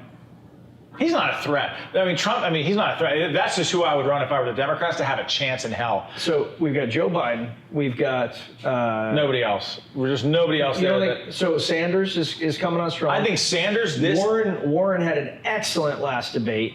I think that there's no way in hell that... And Buttigieg is interesting. Oh, Buttigieg is the worst. He's weak. There's... Okay, how about Yang? What do you think about Yang? I like Yang because he has interesting, innovative ideas. I think that a universal basic income is a joke. I think that it's been proven to be a joke time and again in small communities across America. It's never worked once, so why are we continue to espouse these views? It's silly. But to be fair, the reason he's bringing it up is because where do we go in a future where population is growing, but we're going to have machines doing many things that currently people do. We're not Ender's Game yet, you know what I mean? But we are moving that direction. So what do people do, that do not have high-level jobs? Well, they better sure as hell figure it out, right? So yeah, that's a good theory. Well, that's life in a capitalistic society. They need to figure out what they're going to do. It is. The truth of the matter is that, yes, I would say that technology will, it giveth and taketh, it giveth and taketh away. So yes, you're gonna lose jobs as automation takes hold. Yep. But as technology grows, as technological innovations continue to get better, more people will work because of it. More people work. You can make an argument about Amazon putting out all over the country, but the fact of the matter is, more people are working today because of Amazon and Walmart than they were working for mom and pop companies. So with technological innovations, yes, there are some jobs that will disappear, but more jobs will be created because of it. And so I rely on the market. I hope you're right. What predisposes the market? Unless it's Boston Dynamics, artificial intelligence, robots doing everything, critically thinking human beings are what drive market growth. They're what drive the market. Ranger Up is a perfect example. going to be a single robot that's drawing these awesome brands that you have all around this company. There's not going to be a single robot that can fly by the seat of their pants and seize upon what this culture believes is like. We say that now. It's awesome and cool and fun. You do a great job of that. No robot can do that. You say that now, but with the advent of artificial intelligence, I'm dead serious. What I know. I'm with you. Like think about. So artificial intelligence. Let's say it gets to the point where it's so hardcore that it is essentially a thinking person, and we say, okay, artificial. Everything that Ranger Up does, but also go and look at our competitors and analyze what the perfect shirt is. And what if this fucking thing can actually just create? Well, I think that Watson can probably do that now. I mean, Watson probably has the capability to do that now. But the thing is, fast forward 20 years, what are people doing? Well, I'm not saying this is right. I'm not sticking up for Yang. I'm just. This is the reason it's a legitimate question is. Drives the market are people. Now. No, even in the future. I think the technology creates more jobs than it destroys. I do too. Thus far. So like automated grease traps in McDonald's that cook French fries at a mass scale probably put out a lot of people that cook French fries over a fire, right? Yeah. And it probably destroyed many of those jobs, right? I mean, sure. Maybe the worst example ever. But the point McDonald's is in every small town in America. There are more people working because of that technological innovation than were destroyed by it. Yeah. Yeah. And so I like to think I hope you're right. And throughout history, you are right. But I'm just throwing out the devil's advocate position. This is where his concern is, because he's hardcore in tech. I think the bigger concern is like the whole. Who's the CEO of Tesla? I can't remember his name. Elon Musk. Yes, thank you. Elon Musk. From the background. He's talking about putting an implant brain by 20. That is, So, like, this is straight out of, like... Now we're talking Terminator stuff in this show. What don't we talk about on these couches? One of the worst movies I've ever seen is Johnny Mnemonic, but this is straight out of Johnny Mnemonic. Like, we're connecting... Keanu Reeves is at the top of his game now. Keanu Reeves is amazing. I love the guy. Like, he is basically like the poster boy for what Hollywood should be. I totally agree. And I hope rumor is, you ready for this? That he will be casted as the Silver Surfer. I heard he was going to be like jumping into the Marvel Cinematic Universe. Silver Surfer, Keanu Reeves. Have you seen the news? I'm worried that the Marvel Cinematic Universe is going to go downhill now that the Infinity War arc is over. I have the same concern because I'm not interested in a new Spider-Man Homecoming movie or Spider-Man Far From Home. I liked it. Did you see it? I did. Okay, so you liked it? Well, that makes me feel better. I liked it. I didn't love it. I thought I didn't want him. Has enough time passed for me to? Yeah. Don't spoil it because I haven't seen it yet. Him getting exposed at the end was problematic for me. Well, did you just spoil it? I did, but by the time we're going to show this in 2 weeks, if people haven't seen it, I have to see it now. Oh, you haven't seen it? No, I haven't seen it. That's what I'm saying. My worry is all the post-Infinity War movies. If they're not, well, shit. We just talked about how awesome Thanos is. So, like, without Thanos, what else is there? So actually, Far From Home is the closure to Infinity War. How? It seems over. It seemed pretty over after Infinity War. Because it's Spider-Man dealing with the loss of Tony Stark. Do you know what pisses me? Oh, that's the growing oppression of the proletariat in today's society? Well, a lot of that stuff. Those are really bad. You know what pisses me off is Fat Thor.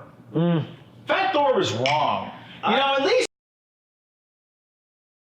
That was my problem. Like, I was okay with Fat Thor, even though I thought it was. It was funny. It was great. I thought it was a cheap laugh, and then they're like, no. Nobody wants to see Fat Thor kicking ass in the end. We were trying to show what happens when you're depressed. Like, come on. Did they say that? They did. Don't give a reason to it. Why do you got to give a reason to it? That's even worse. Because they were getting lambasted for making fun of fat people.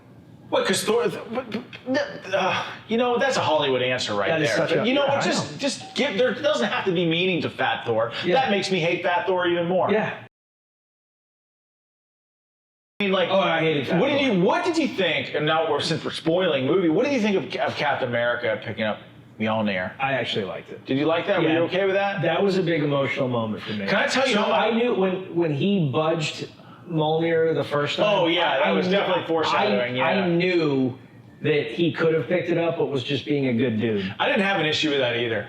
I didn't have a lot of people didn't like it, but I like that too, and I liked your answer to it. Endgame, my 3 emotional moments were he picks up Mjolnir and saves Thor from getting killed. That was cool.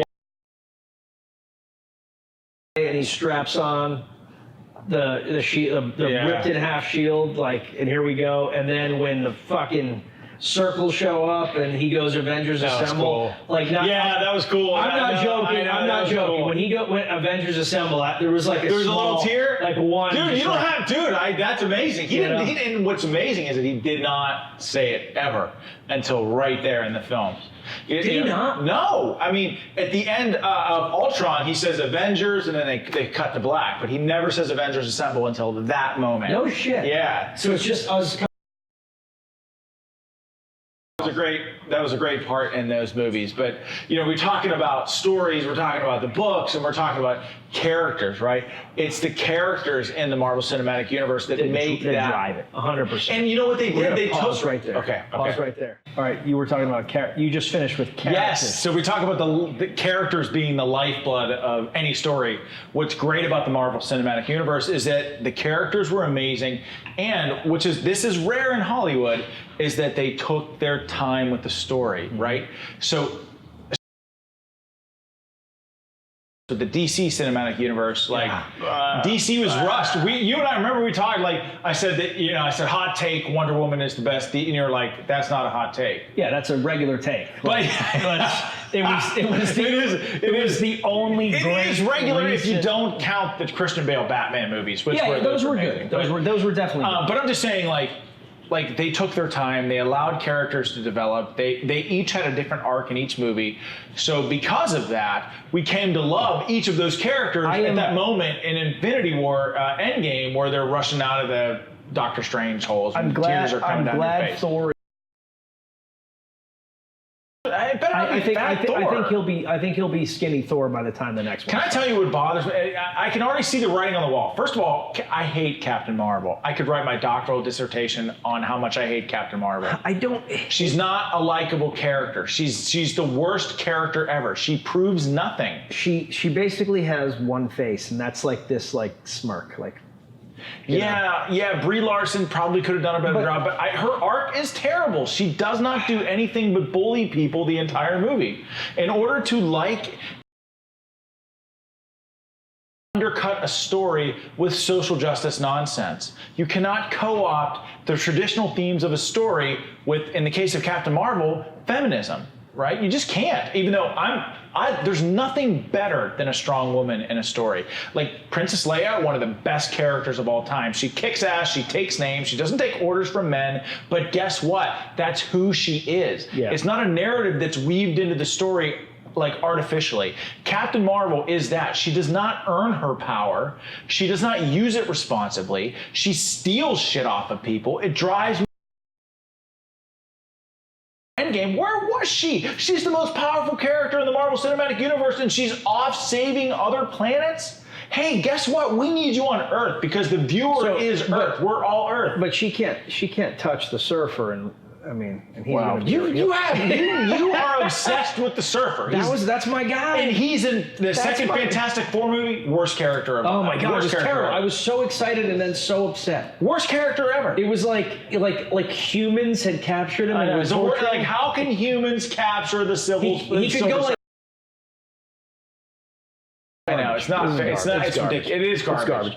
I didn't hate Captain Marvel, but I put Captain Marvel. I put her pretty low on the... Hater. Wow. I hate that movie. I hate that movie. That's a lot. I absolutely hate that movie. You didn't even appreciate the 90s. I had some flashbacks. Look, when I watch Stranger Things, every song that comes off, I'm like, woo! I love this. This is great. Stranger Things is amazing. Well, you want to know why? Stranger Things is amazing.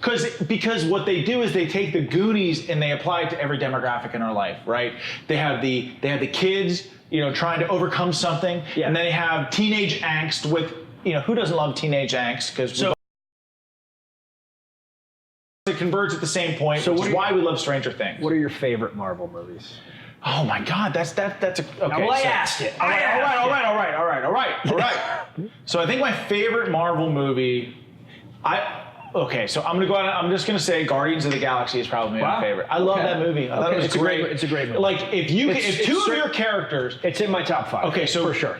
If you have a talking tree and a talking raccoon as two of the favorite characters, and it's still one of which only says "I am Groot," but can yet communicate the range of human emotions, I like that character. That's why Vin Diesel gets paid the big. Yeah, and Rocket is a great character. Yeah. I mean, and so just and I think part of the reason why I loved it is it was a surprise.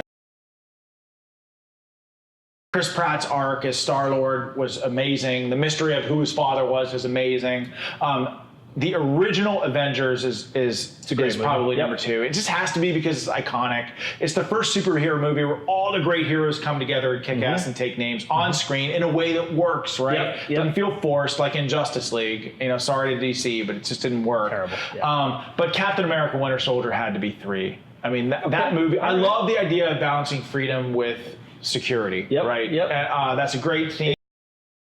Interesting question, right? And Captain America is challenged in a way that that's the thing with Captain America. One that he loves, and that's what happens in Winter Soldier. I would have to say my 4th favorite is Into the Spideyverse, just because the story was just awesome. That's not in the cinematic. That's part of it, right? No, it's outside. It's outside. Well, Peter Parker's a part of it. Yeah, but that's Into the Spider-Verse is a separate. It's a Marvel movie. Yeah, but it's not in the same universe. You have to stay in the universe. So but what outside. Into the Spider-Verse would say is that there are many universes. Look, it was launched. This is my show. When we're on your show, you can make these. To come up with another number 4. Okay, so Infinity War. Infinity War is great. The ending of that movie. Yep. Every editor in New York City, for every book that you ever wrote for a mainstream publisher, would say that you could not have an ending like that, right? But they did it, and they did it well. They did it anyway. Yep. And I walked out of that. You know what Infinity War is to me? It's Empire Strikes Back. Oh, yeah, I totally agree. Yep.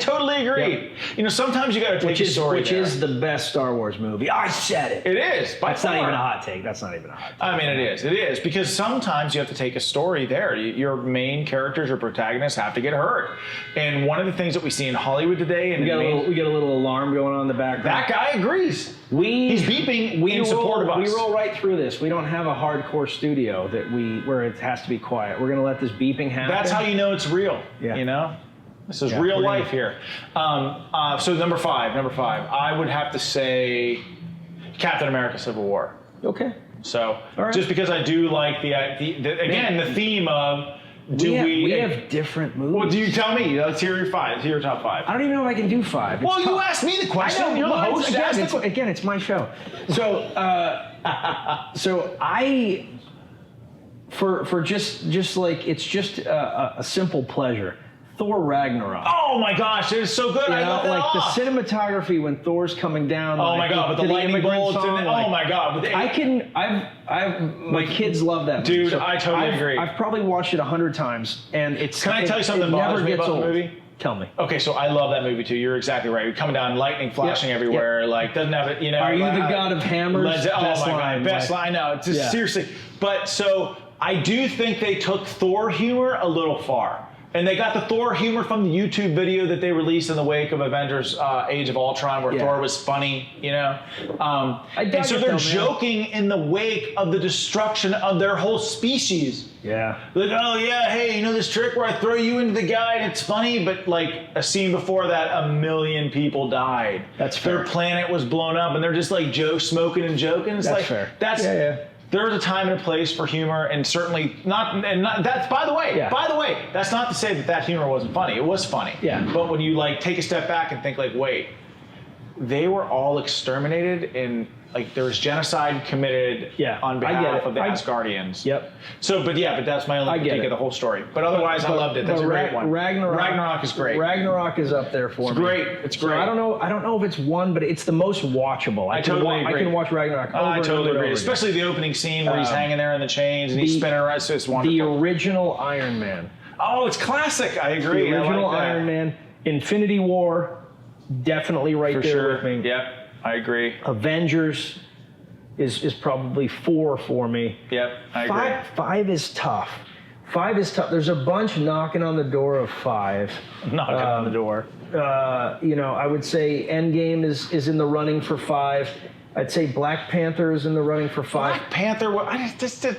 Everyone thought it was great. I just didn't think it was that good. It was good, but it wasn't. Do you want to know my only real problem with Black Panther? Tell me. I've got one problem with Black Panther. They are the preeminent civilization on the planet. Like they have the tech. They are the fucking.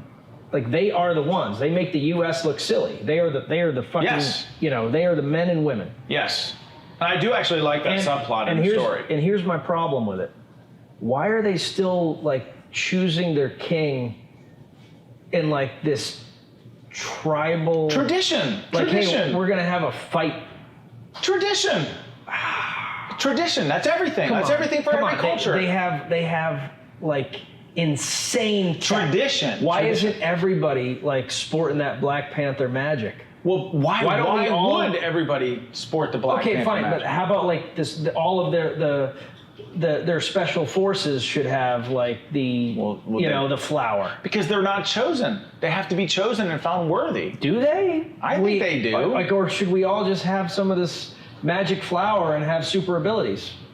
There's an argument to be made for that. Can I tell you what bothered me the most about Black Panther? Is that the entire film, I feel like they shoehorned a theme into it at the last minute. Like the entire film is based on we've walled ourselves off from the world, and because we've walled ourselves off from the world, we built this amazing, super technologically advanced culture that's better than everybody else. But in the end, they're like, we were wrong for walling ourselves off to the world, which is an anti-Trump theme. But you can't make that point when the entire movie is about walling yourself off from the world and being the best because of it. I experienced great cognitive dissonance because of that theme. Do you think you're like? I think I remember that concept, but that was an extra scene added in at the end. Do you think people were reaching on that though? Or no. Do you really think that was meant? I do think that they added that scene after the fact. I really do. I do. Because it was an after credit scene where they had him do the press conference, and I didn't like it, you know.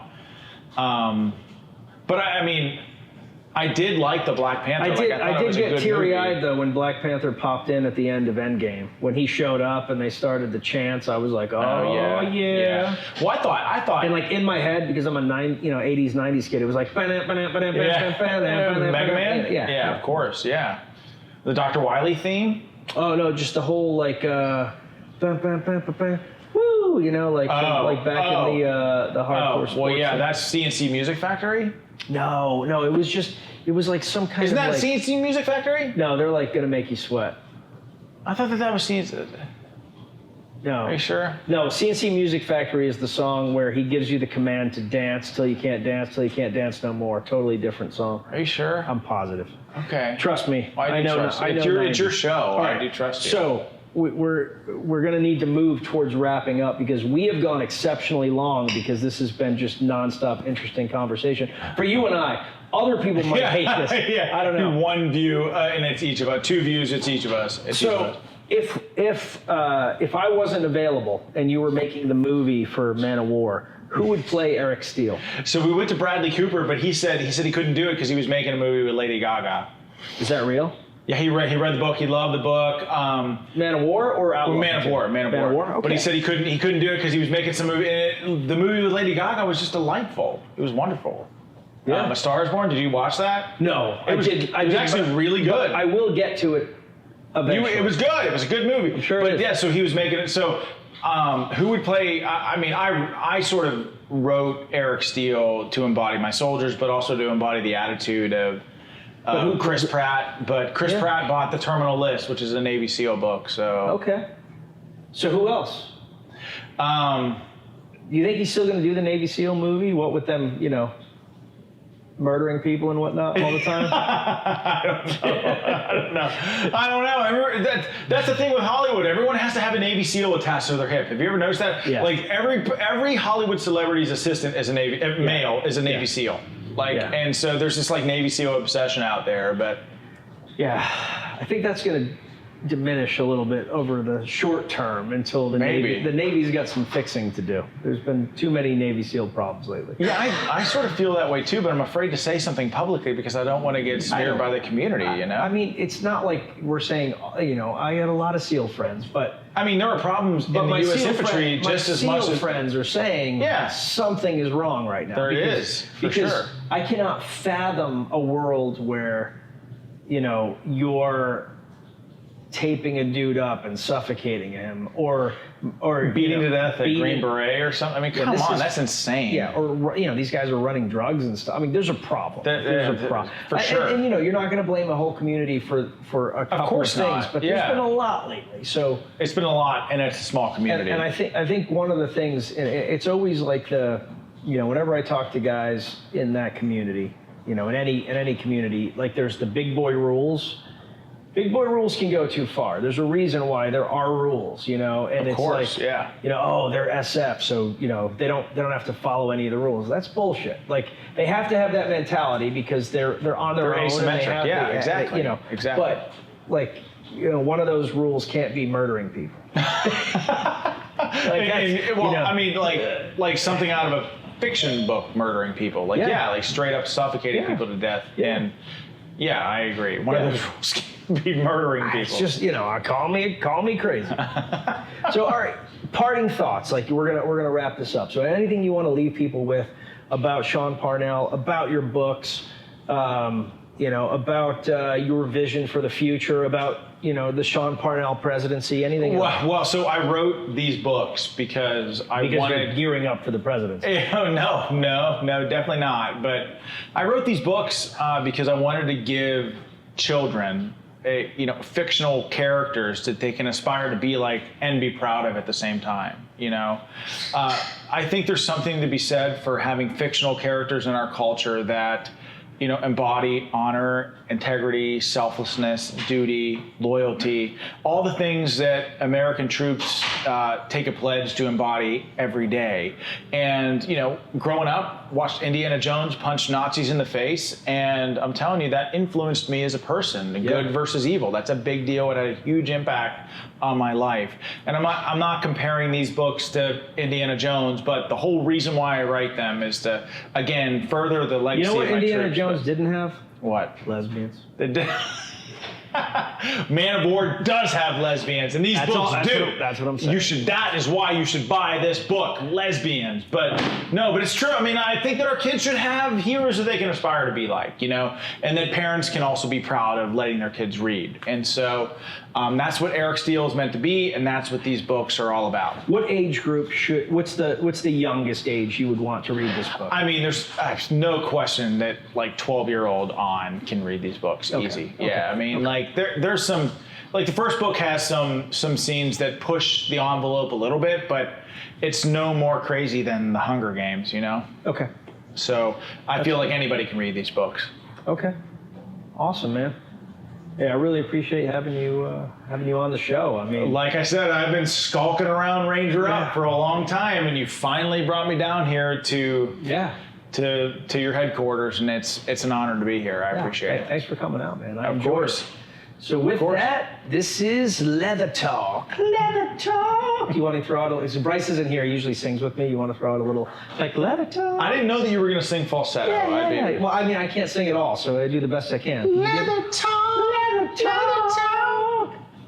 Is that good? Right. Yeah, usually we go on further, but without Bryce, I'll just feel. Well, you have to give me some warning. You can't just like have me come in singing falsetto. For like 14 minutes of just like singing this like really crappy. I had to like warm up my voice. I couldn't just come in there singing falsetto. We're hoping that some fan out there will actually write us a real song, but until then, it's just going to be like me singing a shitty falsetto, like trying to, you know. Well, I mean, again, if you want me to sing shitty falsetto, I have to warm up my voice ahead of time. I can't just come. I just can't come in and bust out shitty falsetto. Can you give us a in a falsetto? In a falsetto. Yeah, The expectations are already high. I'm providing. This is Sean Parnell with All Out War, and you were just watching Leather Talk in a falsetto. This is Sean Parnell with All Out War, and you were just watching Leather Talk. Leather Talk. See, Thanks, guys. Appreciate it.